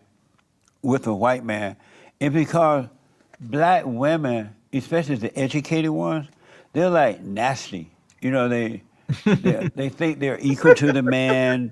If they have an education, they think they're smarter than the man. They think they don't need a man. They have nasty attitude. Just, Okay, I agree with two of those four things. You said we think we're equal to men. yeah. And that And also, they don't want. I noticed that educated women of all races, but especially black women, they don't make for good wives and mother to men children. So now So this that's is why the I tell issue. men they shouldn't marry an educated woman because she would never make for a good wife and a good mother to his children. Now that doesn't make any sense. Now, first of all, it's quite clear that I'm not nasty. Well, it does make no sense if you're not a wife. And last time check, you're not really a wife because you don't value or don't desire to become married in the short term and the long run. And there's reason there's probably a good reason why you chose this life, but really and truly, unless you're not really pursuing it and trying to be the best wife to of any man of significance, and it has to be perfect, but just enough, then really true, you don't value it. And that's the whole argument. Yeah, that's the whole argument of it all. But let's listen to more, and let me stop this Discord. All right, let's keep going. Fair use, fair use. And I'm pretty well educated. But I bet you're feel different like, when the men are dealing with you. well, I'm dealing with a man right now. I know, but you all nice now, but if we were dating or married, you'd be held. Yeah, if you have a man now and you're not, or he's not think of anything besides, a quick fling in the bedroom, then you're just, used for recreational use, my good dear. Fair use, fair use. to pay. We're dealing in counterfactuals. Okay, let's focus on the things that are really going on. Okay. So no, in reality, a lot of women are single because men are looking for simplicity, and they're especially looking for women who are considered attractive enough in a white visual economy. I call these women sufficiently white. Oh, what's their body size like? Oh, okay, what's the hair like? Oh, how much money do they have? Don't get it twisted. There are plenty of men, and I've encountered multiple men like this, who are looking for successful women so they could take it easy. Right? So we're dealing with a number of confusing problems, not the least of which is that women do have high standards. What do you mean take it easy? Can she break down that or elaborate? What do you mean by take it easy? She's gonna have to explain that. See, this is not like when some people, when they catch on when people are putting these words out, they need to start challenging. What do you mean by that? Can you go on to articulate, explain that? I want to know a little more. We gotta delve deep into that. Why a man would be more easy with an alleged educated woman. Fair use, fair use. And women who want male partners want to find an equal. But unfortunately, a lot of men are looking for a woman who is subordinate. But it's normal for a man to look for a wife that will obey him, that would not be trying to go to work, but would stay home and raise his children, watch over his children, keep the house clean, and stay barefoot and pregnant in the kitchen. That's a trad wife. That's why. I think you're right. It is normal, and in the sense that it's historically been typical. And that's but it's not that helpful. Worked for who? It worked for the men. It worked for the men and the women in the good old days, but now it's not working for either the man or the woman. There it is. Because the man can't find a woman that is a common sense woman anymore. Well, I think instead of having common sense, women want to have dignity and respect. Hence feminism. That's a mess, though. No, feminism has given us a sense of who we are and what we can achieve in the world. The women now, feminism has caused. Actually, feminism was created by your zaddy, the devil, the white man, to condition you to think and believe that you are better than men. Here, so because I work, I get this job here, thenceforth, I am better than you. I am actually the same equal playing field as you, man. So you have to treat me as equal or more greater value. That's what feminism has conditioned the modern woman today. That's what it does. And it was created all by the white man, which a lot of your content creators not gonna admit that. I'm sorry. I'm gonna admit it. Fair use, fair use. Cause women to be old and lonely and lost. I don't think feminism is causing women to age specifically. Meaning that they're getting old with no husband, no children, and they regret it that I had a little career. And so once that ego fulfillment is not working, they realize I should have gotten married, I should have had children, but it's too late because a man don't want an old woman. That's not about love at all. Well, Yeah, they don't want no old beep, no old beep. Because, the older they are, yes, not only set in their ways, but really the reproductive value is very less. And like I said, I think in my opinion, this is what I believe. This is just me, guys. I think women will risk and will wait and will deal with the high risk component of pregnancy. In my opinion, that they will risk it all when they're older, and they want to have that feeling where they could potentially, lose their life giving birth. I'm cold-hearted believe in. I'm definitely believing in that notion. Why they wait so long to have the first child once they're in their 30s, especially in their late 30s. I hear rumor now some women now want to be freezing eggs and get as always up to 40 and all this nonsense. But what a weird world we live in. Don't we know that? Fairies, fairies. You know, it's interesting because I think a growing number of women are realizing that we can either be trad wives, as you've articulated, or we could be single and happy and partying it up with our friends. So I meet a lot of married women who look at my life and wish they could have what I have, to be successful, to be on TV, doing various things, and really to be cultivating the kind of community that I want to have for myself. But that's not life. That's just a false imitation of life. How's it The not life? TV thing and the party thing and the degree thing are going to fade away, and then you're going to be lonely. Reality is going to set in, and you're going to think, what happened? Because all that stuff is not fulfilling you. Oh, it It's is. just giving you an ego gratification, but it does nothing for the real you. Well, I was talking That's about my why when you're spirituality. alone, you feel lonely. No, I because have the my man is not spirituality. around. I have my community of women and fellow practitioners. Not all of them are women, but many of them are. So I have a group of people, not to mention my biological family, who love me and support me, who I see regularly. And that's what we need in our lives. We don't have to have a marriage to be happy. In fact, one of my friends, her mother was married for nearly 50 years, and they got separated. And when my friend talked to her mom about it, she said, you can feel really lonely in a marriage. Right. The man and the woman feel alone because even with the marriage, it doesn't fulfill the soul of the person. It's That just happens a two lot. people come together to make babies, to raise a family. But the real love comes from God, of course, but it doesn't fulfill. But to be a woman and to get old and don't have that is hard for the I woman. think a lot of people want to scare women with that. They want to be like, you're going to be old one day and no man's going No, to I'm want you. hearing it from women all the time. I mean, it's more than scaring women. Just the honest reality. Remember, the complaint about being alone and lonely and all that stuff is really on the internet. Most women are being very loud on the internet. Personally, you don't hear a lot of dudes screaming off top of their lung or doing streams, multiple streams, and even content on TikTok, especially as weirdo as TikTok is, saying, I need a girlfriend, I'm lonely, I'm gonna. You don't hear that on a lot of dudes, men, black men, or any men in general. But you hear it on the top of the lung, women. Modern women are the ones complaining most and screaming most about the loneliness. Ain't that something? And trust me, the toys are not your best friend, ladies. As much as they want to cope with the toys, it ain't enough. It ain't enough. Let me tell you something. I went to the Anita Baker concert, when she was like, I'm retiring, and then she didn't retire because she got. Right. But anyways, it was amazing, this concert. And Stevie Wonder showed up. Like a surprise guest, Stevie Wonder just got on the stage. I don't know if I'm about to get in trouble for what I'm about to say. But anyway, let me tell you how Stevie Wonder was trying to holler at Anita Baker. I mean, the way, just the interactions between them. I'm not sure how old Anita Baker is, but I think that she. Anita Baker was in her 70s. Might push almost 80. I think she died at late 70s, I believe, last time I checked. Anyway, let's keep going. Furious. She's over 70. She's at least in her mid-60s. So she's still alive? Anita Baker is an amazing songstress, and No, I know everyone she still can shows sing, up for she her. perform well. Yeah, I didn't but- know she was still alive, though. But the point that I'm making is that I'm waiting for the age where men stop looking at me. I mean, it's like, it doesn't even matter what I'm wearing. If I'm somewhere, men see me, they think, oh, maybe this is my shot.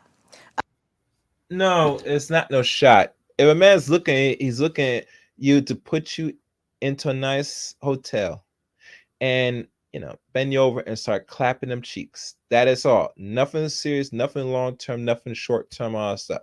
You see, ladies, this is the danger of a lot of women to understand that in regards to where you are in life or your age or how you keep yourself. It doesn't get no better as you get older, ladies. Especially if you're not valuing relationships and marriage. Your known consequences have been telling you this for years now. One famous one told you, and he's no longer here, about this. And in my opinion, if the phone stop ringing tomorrow, or the dudes don't give you that attention, you're gonna go crazy, ladies.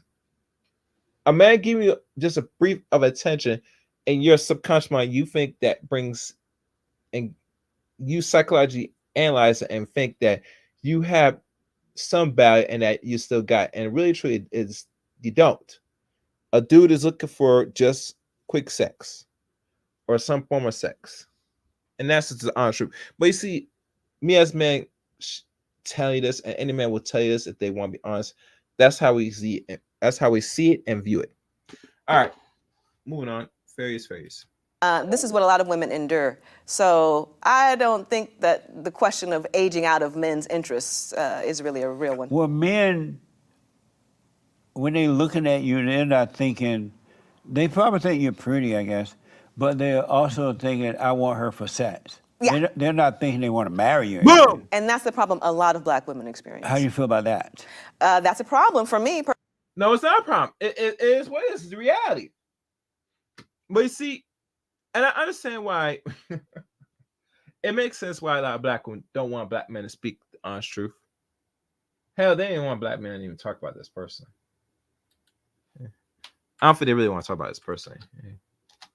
I think they really want. I could see why they want black men to really keep quiet and shut the hell up. Now that I'm thinking about it, because this raw fact and truth that men is laying out, this is not for the sweetness of the ears of all women. Personally, I think women have been told what they want to hear for so long that they self-actualize it as fact. So when a dude's telling the really honest truth, they can't conceptualize it because too many men, mostly the simps that's trying to get some validation from you, not gonna give you the honest truth because if they told you straight up honest, you're gonna cut off them. Matter of fact, you're gonna turn where you're gonna say something or maybe some worse. So that's why a lot of dudes still keep the lie going. It's fitting for them to keep lying to because there's gonna be some value in the long run.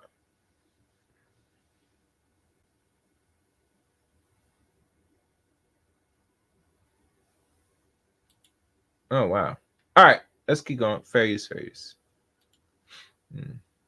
Personally, I mean, unless I'm also sexually interested in that person, which doesn't happen a lot. But overwhelmingly, black women are not viewed as being worthy of sexual relationships, long-term sexual partnerships.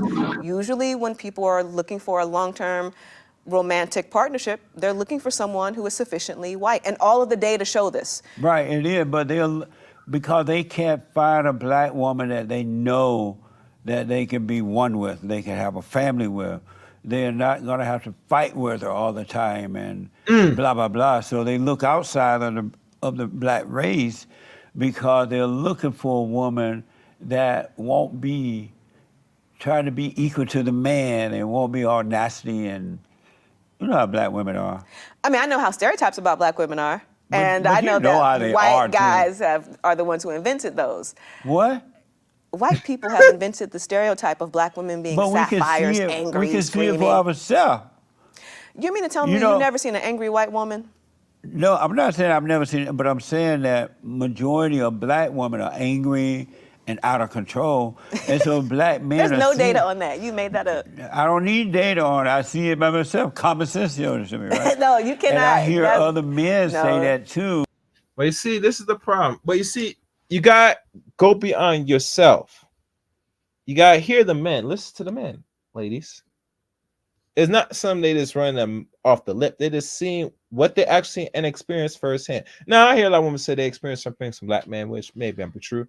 But also a lot of men experience a lot from you ladies. And they keep it real. And this conversation on that you're going to not even actually see it and want stupid data to prove, but we see it firsthand real time. We see the resting bitch face. We see all these terminology and see in full screen.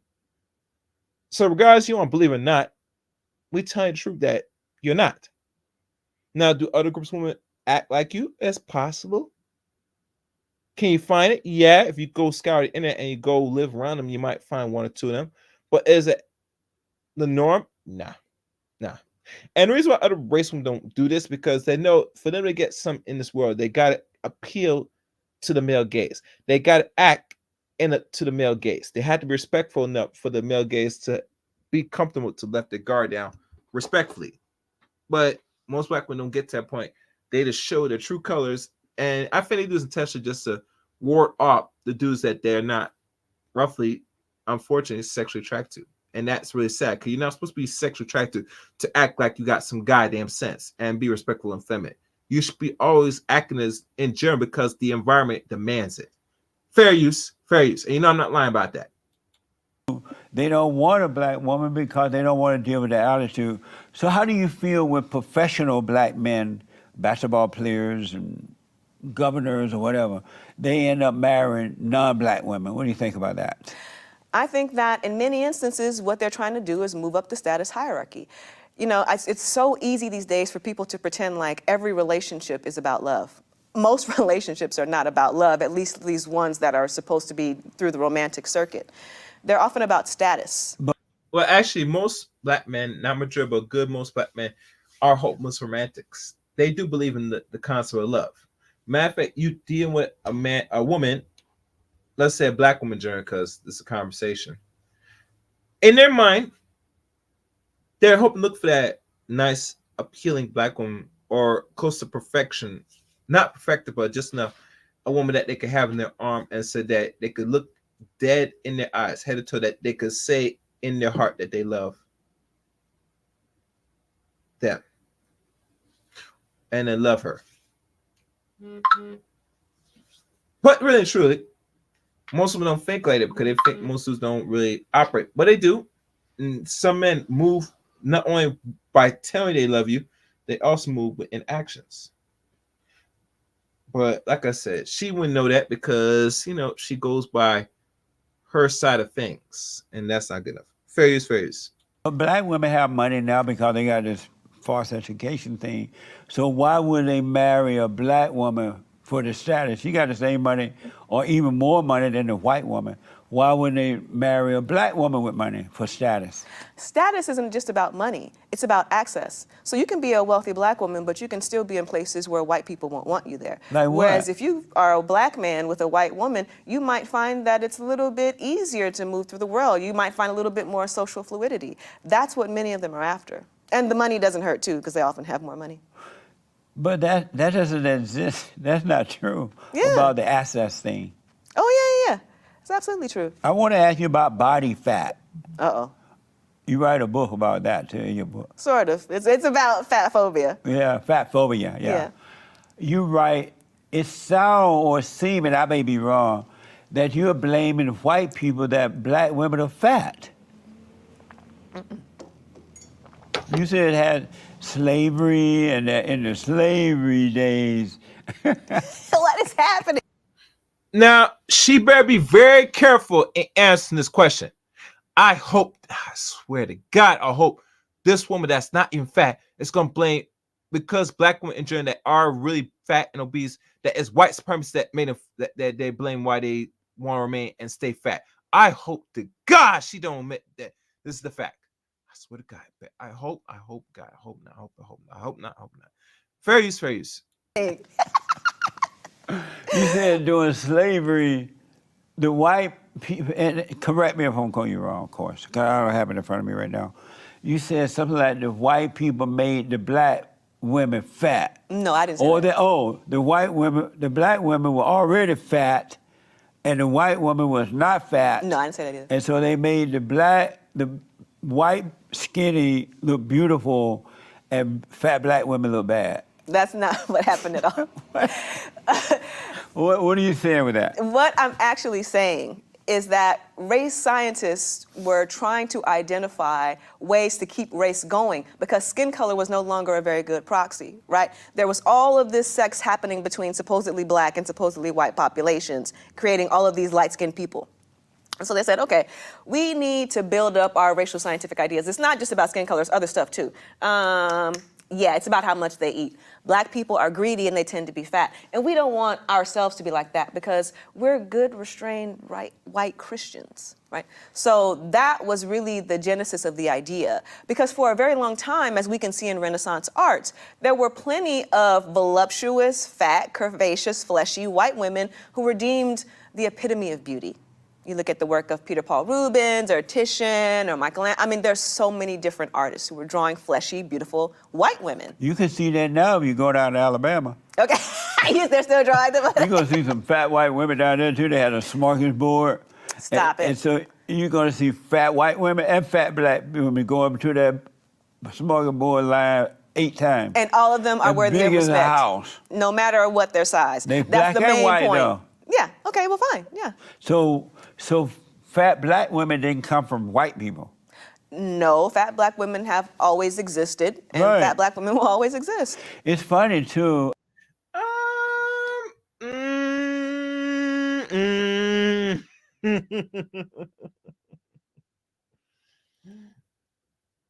Hold on, guys. Wait, no, I got.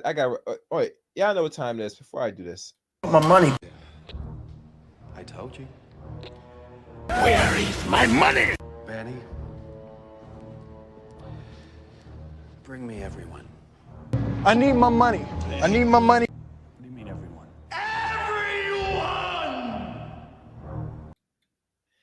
make sure you guys support the channel. Hit the super chat or cash app, please. Support the channel. Support the channel, and make sure you keep hitting the like button.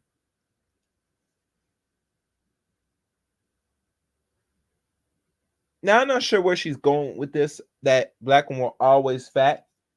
Last time I checked, if I look at some of the old images, which they're pictures, there's probably one out of many back, I would say, before the 80s.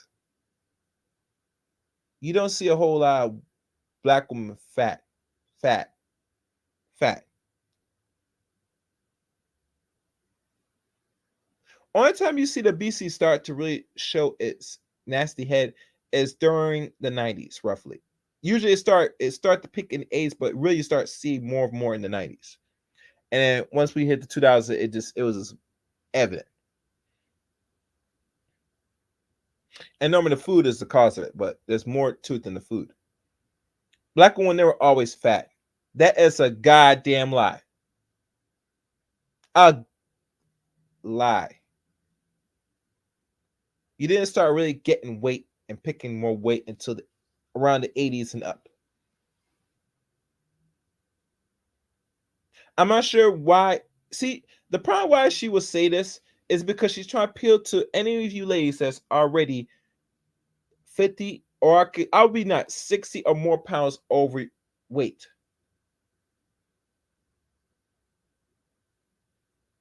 She's not saying or catering to the women like herself that was able to maintain a decent shape throughout her years. She's telling you modern women that are big, especially ones that are professors that are very big, etc. And she's proclaimed that your bigness is not something new. You're always fat. So by default, you must accept your bigness. No, you're not always fat. Where we are back then, even now, you eat and made yourself bigger than it is. So do not fall for the propaganda what she just said. That's not factually true. And let's keep going. Fairs. When I read that, I reflected, and when I was growing up before the civil rights movement again, I don't ever remember seeing fat black women, either old or young. And as a matter of fact, all of my girls, the girls I dated, they had amazing body, little tiny waistline, thin and. What's this have to do with their character? No, I'm just saying that slavery, white people didn't make fat black women. Screw your character. We talking about what you look appealing to the male gaze. F all that, man. We talking about the gaze. That you hear this notion of male gaze. You're big as a horse. Don't most men let me tell you something. And I'm not sure why we had to keep doing this. And this has to drill into modern women today. Most men, no, screw that. Majority of men don't care about your character. If you're pretty in the face, that's cool. But you're big and everything else, that's the negative. The only man that will deal with, and this is my belief. Let me take this off. This is my belief. If you're a woman that is bigger, not obese but bigger, right? And a man takes liking of you, dates you, and let's say, God's sake, he goes as far as primary. Is a man that don't really have no options. Yes, I gotta keep real. There's no options. And majority of black women, sisters, and I'm gonna run another tape after this. I find it very applauding. I was very mad to find out it was factual.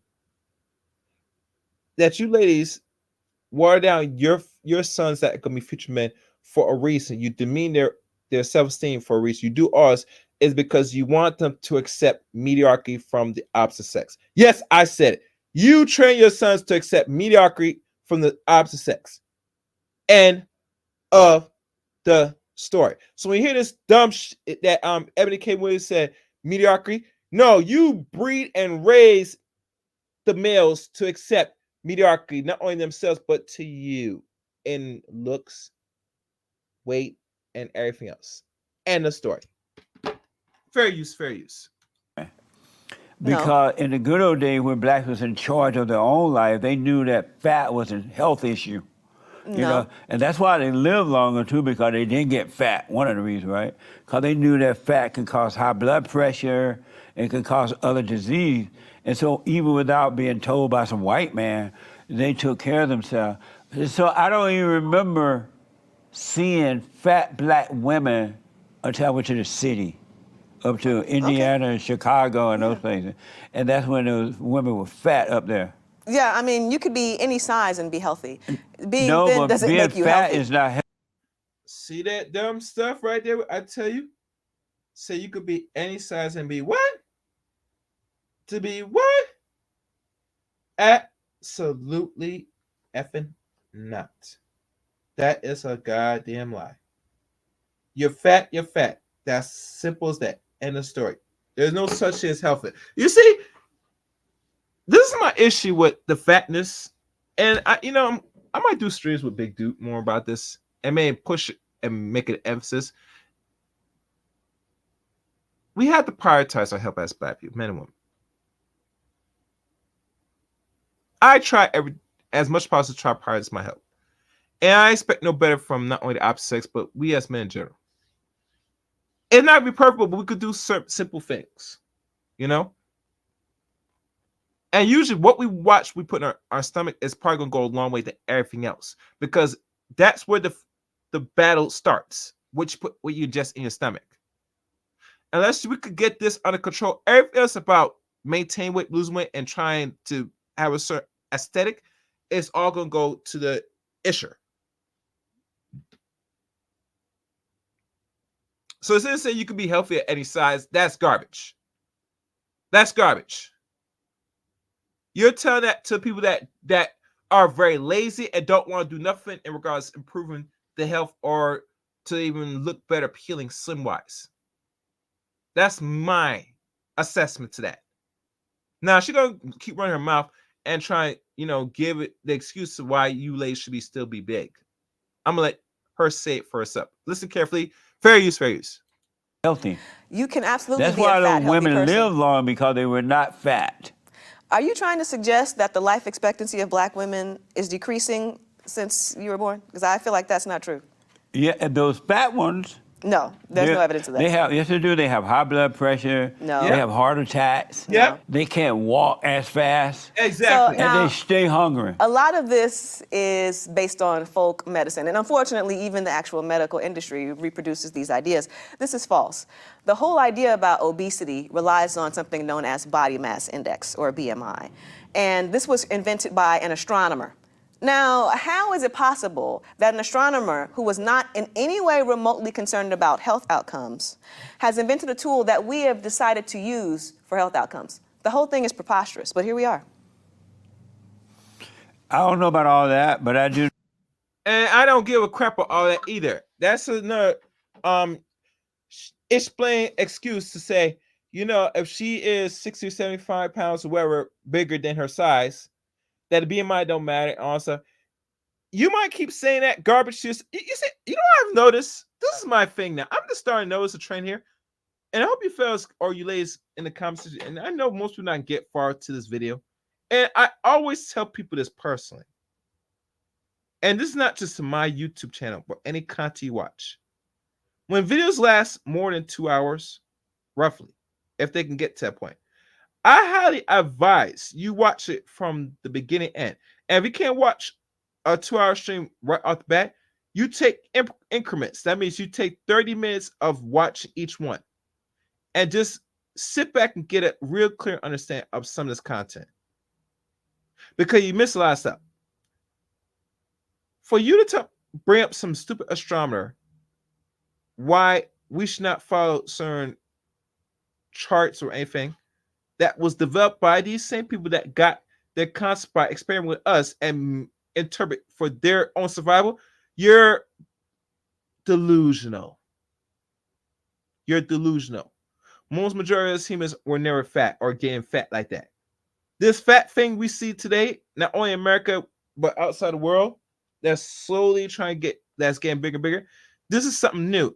And all of this derives from not only laziness, but what we don't control, which is the food and the amount of consumptions.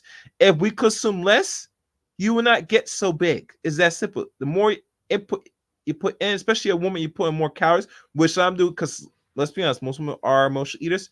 You're gonna get big.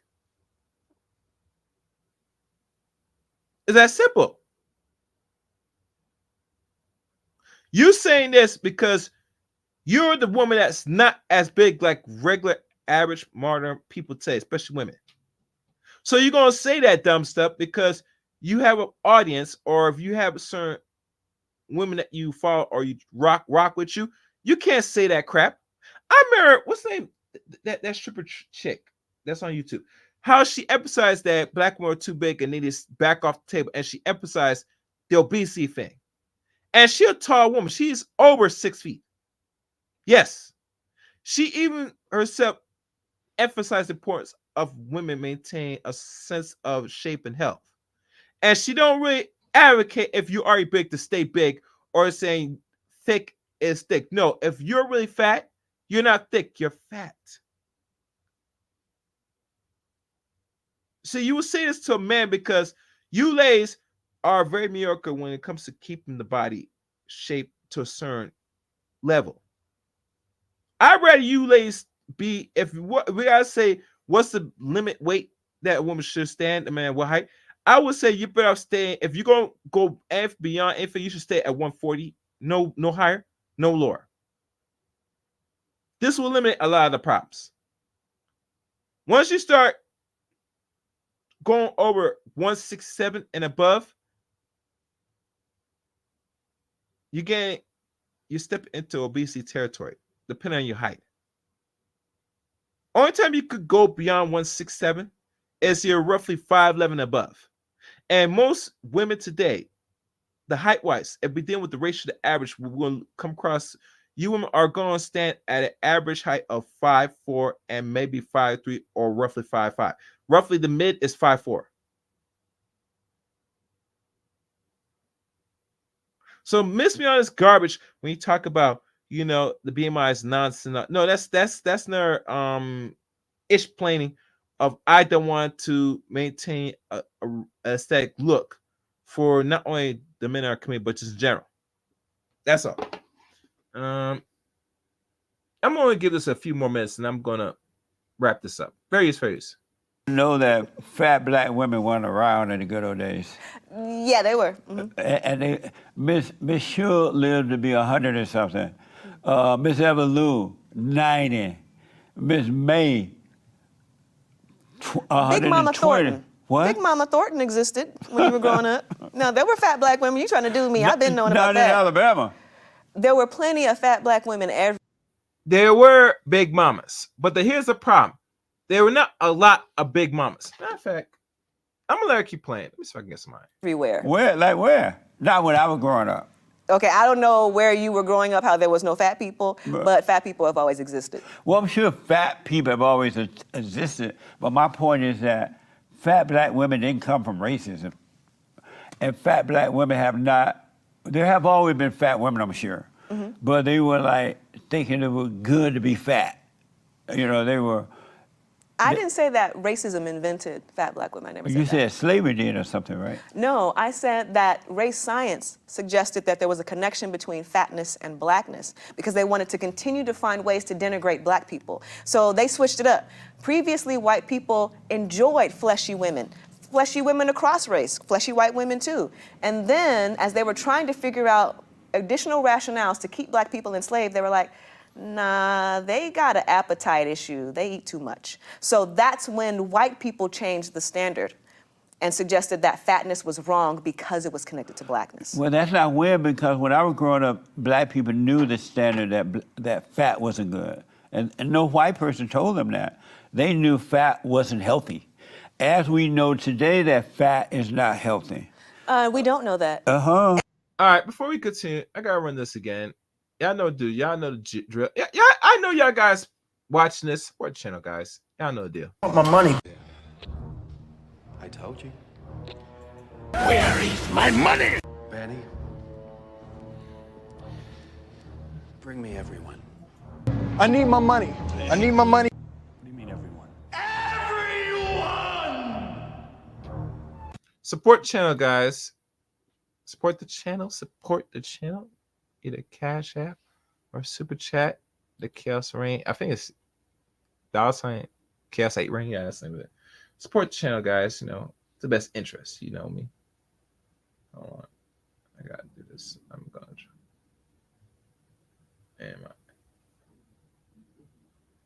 Hold on, guys. I'm trying to do this. Let me find this, man.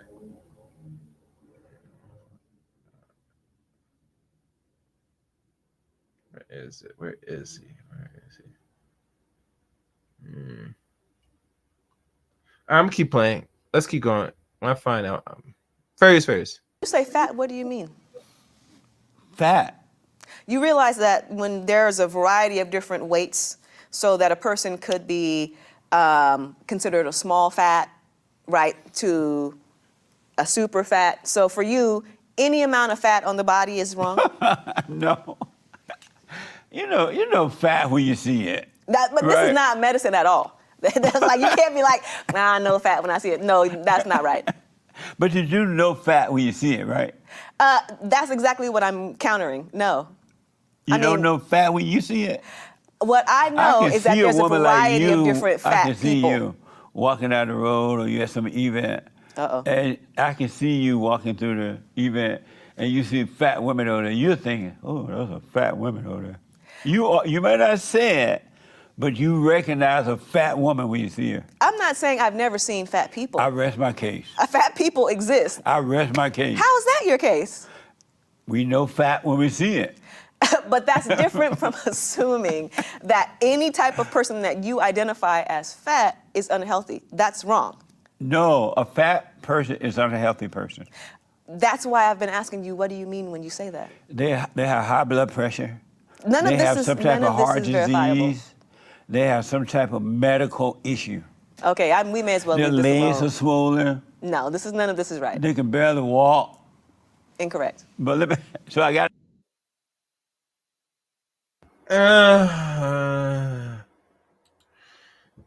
Man. Yeah, we in trouble though.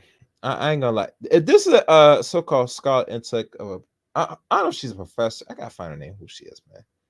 If this is the bank or this is the thing she want to live and die off, we in trouble,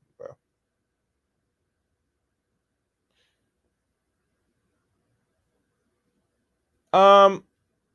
Actually, the ones that are compromised, that are scarcity and really are looking for some woman to lay up on every night and really don't want to do nothing. Hell, some dudes that think that, I'm be honest with you, some of them are not really productive, and a lot of them don't got no options. To let you know, that's in the chapter that said that. Personally. Because any man that tells you that or encourage that, you gotta look where they are head to toe. You could tell their normal status, where they're at in life and where they are. And obviously, they have no options. How I can prove this? If a man was doing very well for himself, right? You think he's gonna go and pull a big, large, fat woman, regardless he's been around someone most likely that's fat, and you get one that looks like what considered a dime, which there's no such thing as dime, but look appealing sexually, not too big, probably have the right curves. You think they're gonna accept that? They're gonna take that, not take that, but take someone that's bigger than her?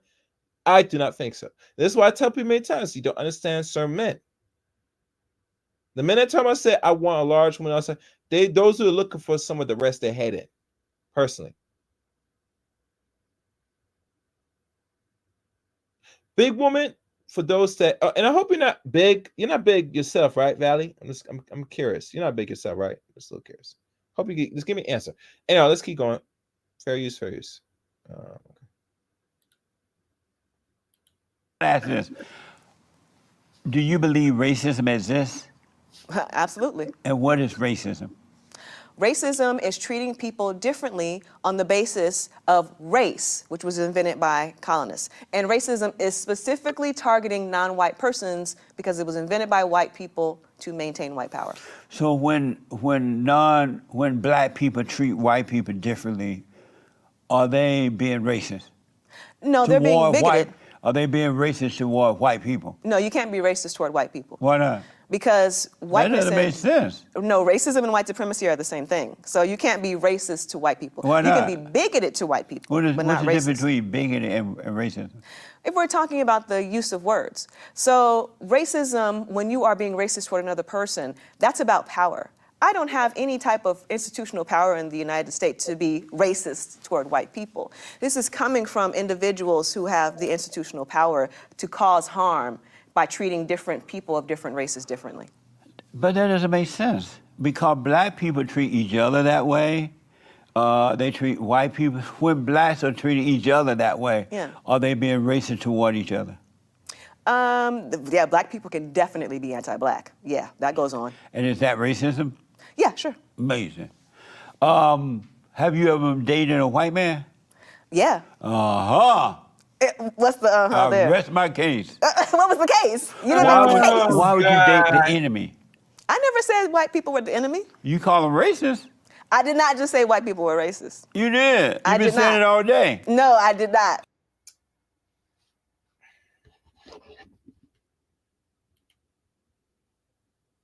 Matter of fact, screw that. Where's Kevin? God damn it! You can't make this shit up! God damn it! You can't make this shit up! God damn it! You can't make this shit up! And here's a fun thing about this.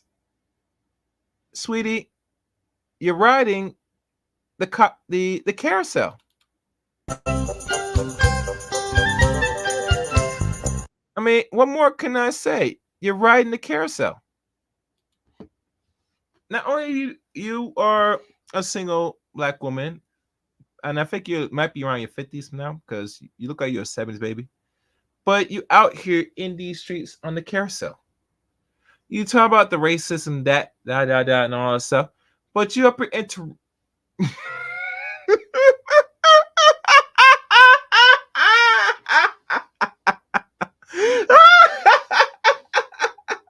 no, man.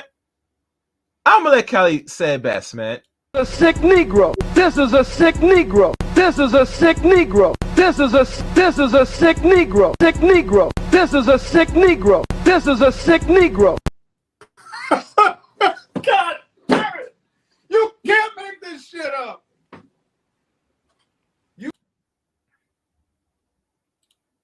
Negro. A sick Negro.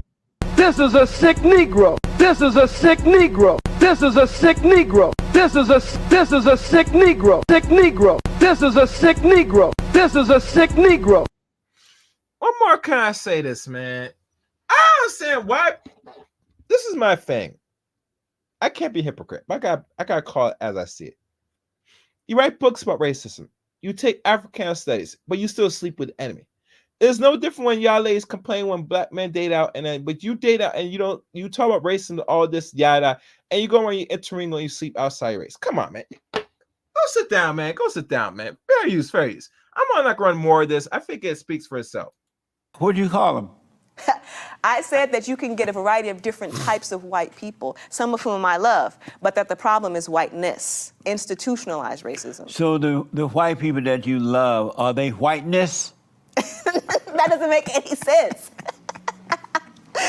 Well, whiteness is the cultural sea that we are swimming in. Wow. That's amazing you think that. No, Jesse, it's not amazing fake, but it is garbage. All them books she write and she sleep white. It's matter of fact, we could end it right here. That's probably concluded. Matter of fact, I'm gonna wrap this up. That just ends it right there. Do you really think it, or are you saying it because it make money to say it? It doesn't make a whole lot of money to critique whiteness. It makes a lot more money to try to be more white. Why do black kids want to live in black dormitory when they go to white schools, when they don't have to go to a white school, but they go to white schools, and now they want separate dormitories in different schools? Why is that? Okay, you know how there was slavery, right? Now, the thing with slavery is that when black people were freed, we're kind of partially free, now we weren't giving any resources. So what we're dealing with. Matter of fact, I'm done with this. We could end it there. We're not going further. Right now, she's just talking a bunch of ish right now. Matter of fact, I doubt anybody's gonna come out. I'm gonna do this. I'll put the call in a few minutes.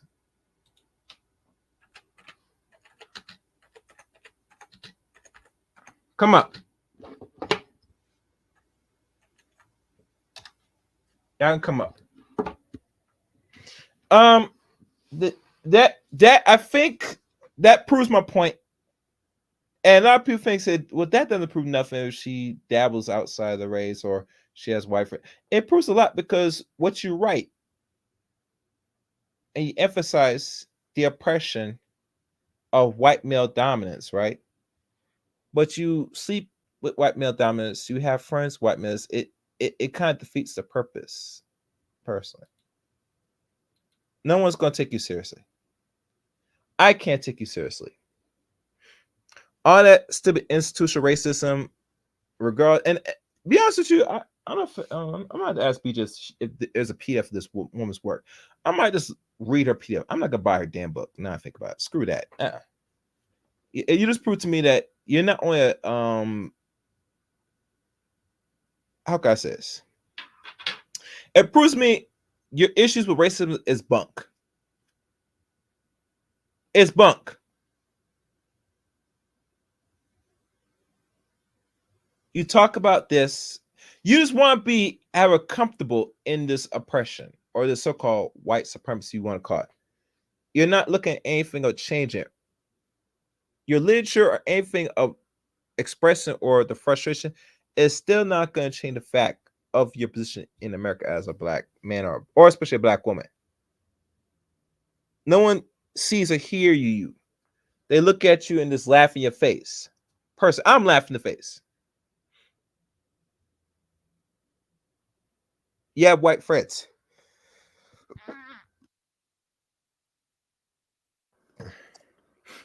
You probably had white mates or white partners one time. And you up here trying to emphasize and bring the importance of it. To do what? To appeal to whiteness? You can't, because you're so embedded, you love it more than anything else.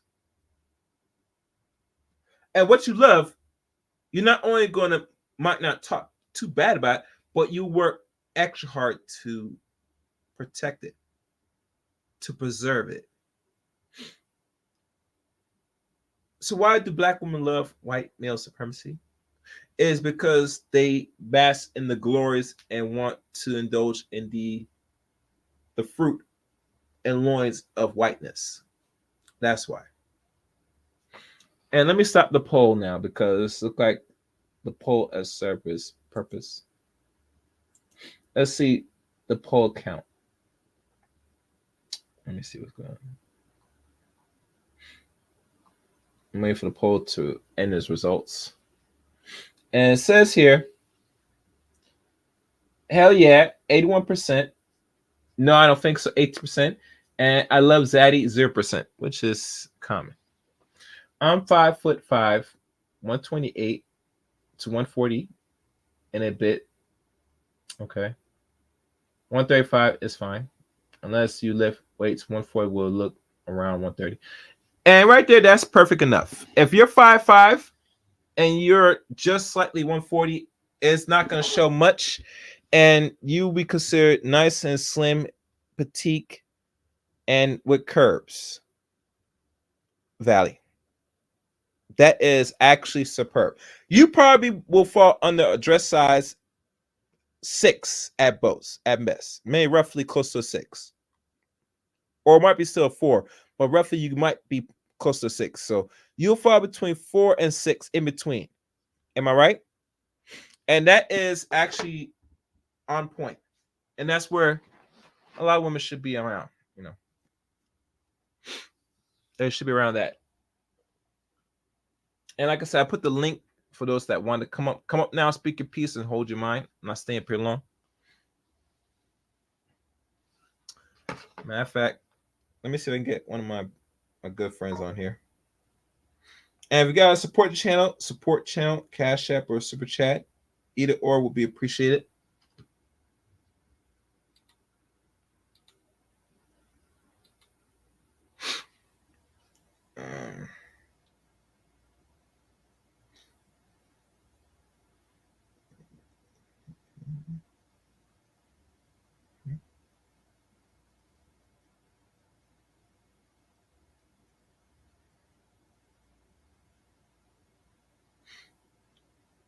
As I wait, let me see if I can get. Let me ask one of my good homie dudes. Get some on the line. I gotta get some on the line a little bit because I gotta ask this brother a question.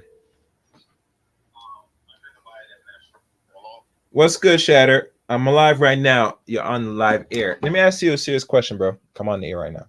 Can you hear me? What's up, bro? Can you hear me? Yeah, I can hear you good. My question to you, because you know we fall in a certain demographic. During Mississippi or even where you at down south, and when you were growing up, and you probably might have seen this now, and I might not pay attention to it now, but there was a point that there was one big mama, but she was the one fat woman out of the family. But we never see everybody else that's brothers, sisters, or anybody else that we might know close back in the time at the point where it started to show during the 80s. Women like you see a few women getting fat. All right. Yeah, you had your big mama archetype, yeah, for sure. You know what I'm saying? You know, a lot of that archetype, you know what I'm saying, was true in certain aspects, but a lot of the big mama types was, yeah, that for sure. But then you had, you know, the other, you know, black women, the older black matriarchs, I guess, who was like, you know, they didn't live directly off the system and get all of the free food and just be so lazy where they cannot have to go nowhere and work out, do nothing, and then eventually over time, you know, they get diabetes and get big. But then a lot of the older black women who was, you know, had jobs, still working, maybe they might be a widow or something like that. Then, you know, they still had their job. You know, let's just like my grandmama had a job at the hospital, Meals on Wheels, on the usher board, you know what I'm saying? On the choir. They had to move around. They was helping older people and things like that. So, you know, they didn't have a chance to get all blowed up like that. And as far as a man concerned, not too many times you see no older black men that's just fat, you know, because we have to get out there and work. Gotta move. You in that sun, man, you know what I'm saying? And it wasn't like all easy peasy like nowadays. You had to get up, especially in Mississippi, you know, if you weren't working at the plant, you was in the field. So, you know what I'm saying? Not necessarily like no slave or nothing like that, but I'm saying like you would have to work rice field, cornfield, cotton field, catfish field. So you didn't have no chance to really get fat like that, you know? Okay. All right. Good.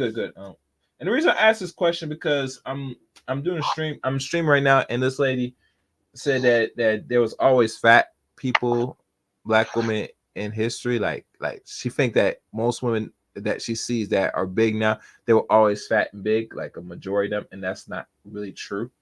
We're talking about fat people because only time when obesity, when obesity really start to really show its real true colors is after the 80s. You get me? During the 80s, the 80s is the starting point, but usually before the 80s, you didn't see a whole lot of people like fat like that. You get me? Yeah, and during that time, I imagine like I would say 75 to like let's just say 90. Mm-hmm. I'm sure if you looked up into the CDC, the amount of diabetes and heart problems, Mm-hmm. I bet you it shot up a lot during that time. Yeah. And the reason for that is because the food itself, they start adding more alternate sugars and oils to the food. You get me? And I think during that time they start, processing certain foods in a certain way. I mean, usually 80s we really showing us after fat as the 80s with the sugar. Because really the sugar is when they start first before anything else. Now we all know clone meat, it probably came to a certain point. But really once you start giving people processed foods, which add the refined stuff, that's when you start getting the sugar and high blood pressure, especially. Well, yeah, that's true. And not only that, where they always try to, if you go back and you look at these, you remember back when we was in school, they actually had a health pyramid, right? Now, for as much as the food pyramid or whatever, I think is quite, not as good as it should be. But if you look in terms of what people eat today, mm-hmm. you know what I'm saying? The food pyramid, they don't. I don't even know if they even had that in school no more. You know what I'm saying? No, I'm gonna be honest with you. The food pyramid is garbage. Whoever developed that, that's just that's just a breeding ground for the increase of disease in the community. Well, it's the bare minimum, and if you look at the bare minimum of the caloric intake, what it misses is that the exercise component, and also like you say, when they start having this war on sugar, they say, well, it's sugar, it's sugar, it's sugar. That's what's why everybody. So we gotta, make stuff that don't have as much sugar in it. We gotta get the sugar substitutes. They started saying that, but really, if you go back and you look at it, okay, the high fructose corn syrup, right, which is the replacement for sugar, is cheaper to create because they just use the corn, and then they processing this corn in a certain way. High corn fructose. Yeah, I know. I need to. Yeah, in Mississippi, there was a place called Delta and Pineland, and before Monsanto bought them, they were basically trying to find ways to get the seeds to need less water, be more resistant to bugs, be resistant to drought, and we took some field trips down there. We learned about the farming because that was part of the boat technical thing or whatever. Well, Monsanto bought them, and then they started making these Terminator seeds and this different stuff where they had the Roundup already in the plant. And there was a black scientist that went down there. I don't know if he was working as a consultant for the government or whatnot, but he went and did some research on some of those plants. And what he found was, this is buried now. This guy's a real notable scientist. When he did the study, he had took some rats. He had fed one of the rats just regular diet of corn that was not treated in with the process. And we treated them with the stuff that had the Roundup and Terminator seeds already in it. And he found out that I think the average rat lifespan was like a year or something like that. So he was starting to see that 30% of the rats' lifetime was taken out, and they was having a lot of tumors and stuff. So he was like, that's a mammal that's kind of close to humans, but their lifespan is lower, so a year. But they're losing 3 months out of their lifespan. So if you factor that up to a human average lifespan, you can see a direct correlation in the tumors and stuff like that. He was like, it could be causing of some of this stuff that we feeding people. And as soon as he did that, that man was fired. The study was taken out, and it was so bad that you couldn't even say Monsanto online without them automatically scrubbing the word out of the chat. You couldn't even say it. You couldn't say the word. All right. Well, I'm not invest more time in that. Not saying I don't want to keep talking about that. We'll move forward from that because, and the reason why is as simple. How can I say it? The Food and Drug Administration works hand in hand at the end of the day. And the funny thing with the lady in, let me, I should find her name. May I just let you keep talking? So I can find the name that I was playing, who's having an interview with Jesse Peterson. Keep talking. Let me find this and find her actual name. You keep talking. Wait, Right? you talking about the lady that was up there was talking about the black love and stuff? Yeah, well, I'm trying to remember what her name is, man. What the hell's her name? Oh, all right. Well, hey, all right. Well, I don't know why the thing. Anyway, it's the Clone Meat. Yeah, Clone Meat does it too. Valley Girl. Okay. I'll look you up briefly. Might as well. Let's see. Copy. I'll look you up. I might add a couple things. I'm not sure why you don't use Facebook, but I mean IG's all right. The problem with IG is too much pictures though. I mean, I think IG is more of a eye candy platform for ladies, you know. Let me see. Let me see what pops up. All right, no result. Is it really Valley Girl underscore? Because I don't see it. I'm just gonna take a quick look.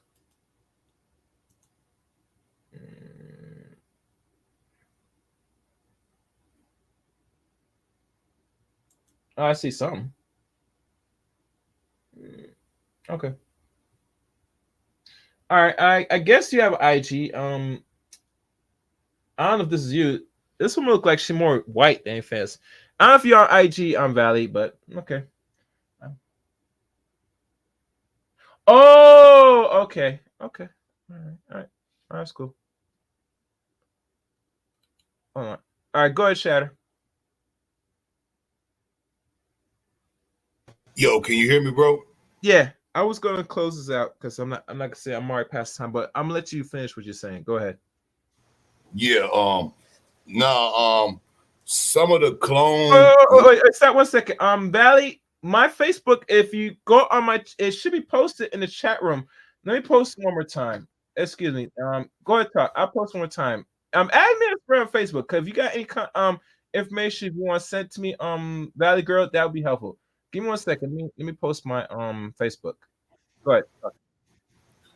Yeah. What I was saying though, is basically, man, a lot of the clone meat. You can see a lot of that stuff. It's genetically modified chickens they use. They got a lot of different stuff. One good thing about beef, you know what I'm saying? In Texas, we got a lot of ranches, and we deal in beef. And one thing about cattle is, we're not cloning our cattle. What you do is you get you a couple of mama cows and you get you a bad bull, and then once your bull impregnate all your mama cows, then you go and get your partner bull the next time around and you let him impregnate your mama cows. That way you don't have the bull constantly messing up his gene pool by mating with his offspring. So we keep a good black Angus, Brangus. Some people got Herefordshire. That more like for milk and cows, but like for beef, you know what I'm saying? That's what we use. And people in Texas, they don't want to eat none of that clone meat. So, we sell that as prime and choice USDA. And that's something that we should get into, organically grass-fed beef, because that'll keep you away from a lot of that clone stuff. Okay. Okay. All right.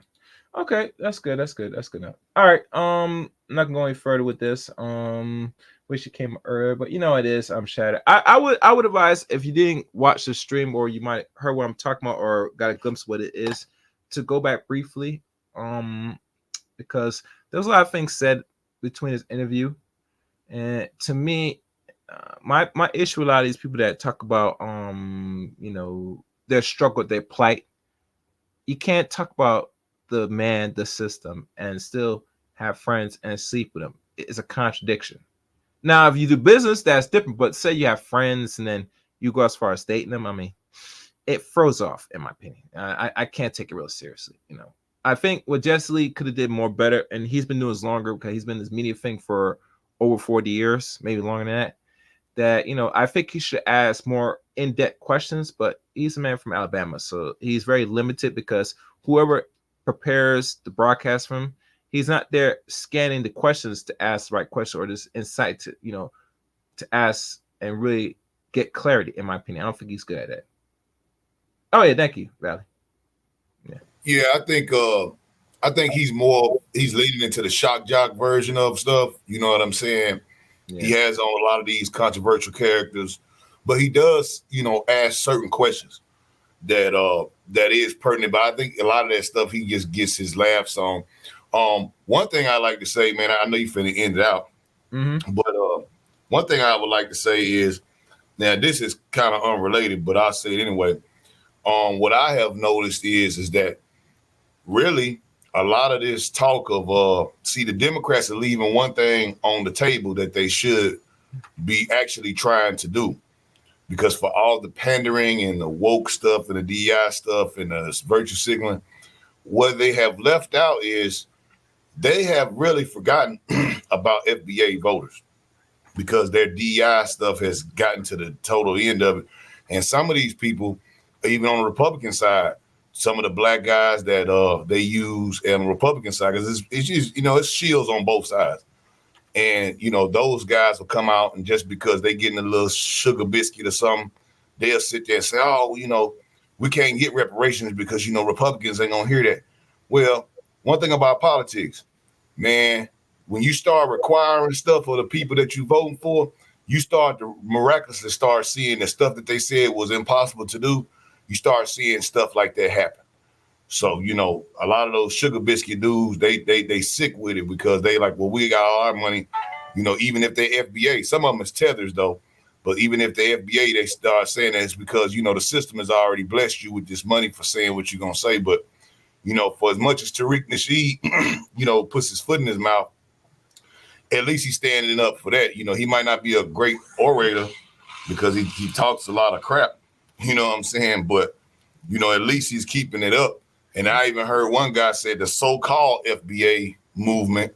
And I say, oh yeah, when they start saying so-called, that's when they actually is kind of scared, because when they say so-called, they want to discount the movement in any form or fashion, no matter who is leading it or whatever.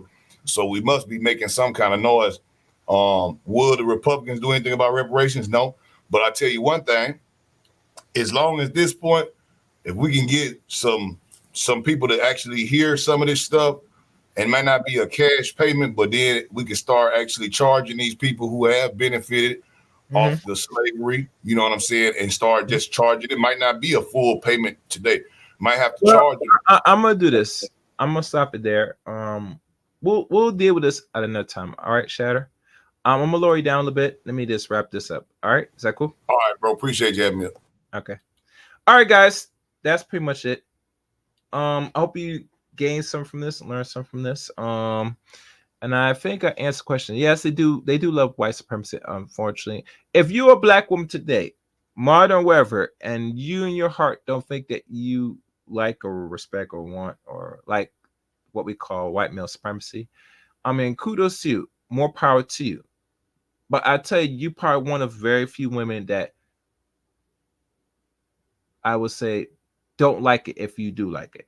I mean, we all know we live in a country like this that's majority white, and we have to deal with it. But you deal and work with in this conference, but you should not always, as a man and woman, say that I love it, because there's nothing really loving of this. And they treat black people not only unfairly, but not respectfully. I mean, that's the honest truth. But y'all be the judge. Looking forward to hearing y'all comments on this one. Did I get it right or wrong? Do you agree on the question at hand? And do you agree of the author that wrote the 3 books that was interviewed by Jesse Peterson? And thank you, Jesse Peterson, for this interview, because I got a more understanding of these modern feminists and their works and writings. I mean, but like I said, I mean, only time will tell. On that, thank y'all for watching, listening. The links to follow me are above. Follow me on Twitter at ChaosRain7. Add me as a friend on Facebook, Eric Ray on Facebook. Join my Discord service as well. Follow me on Rumble, CRain23 on Rumble as well. And last but not least, become a member of the Chaos Reign Show as well. Membership has perks. You see a link to the membership. It's pinned to the chat room. And you can find the membership in the description of this video. And that's pretty much it. Thank y'all for watching. Until next time, let it chaos reign.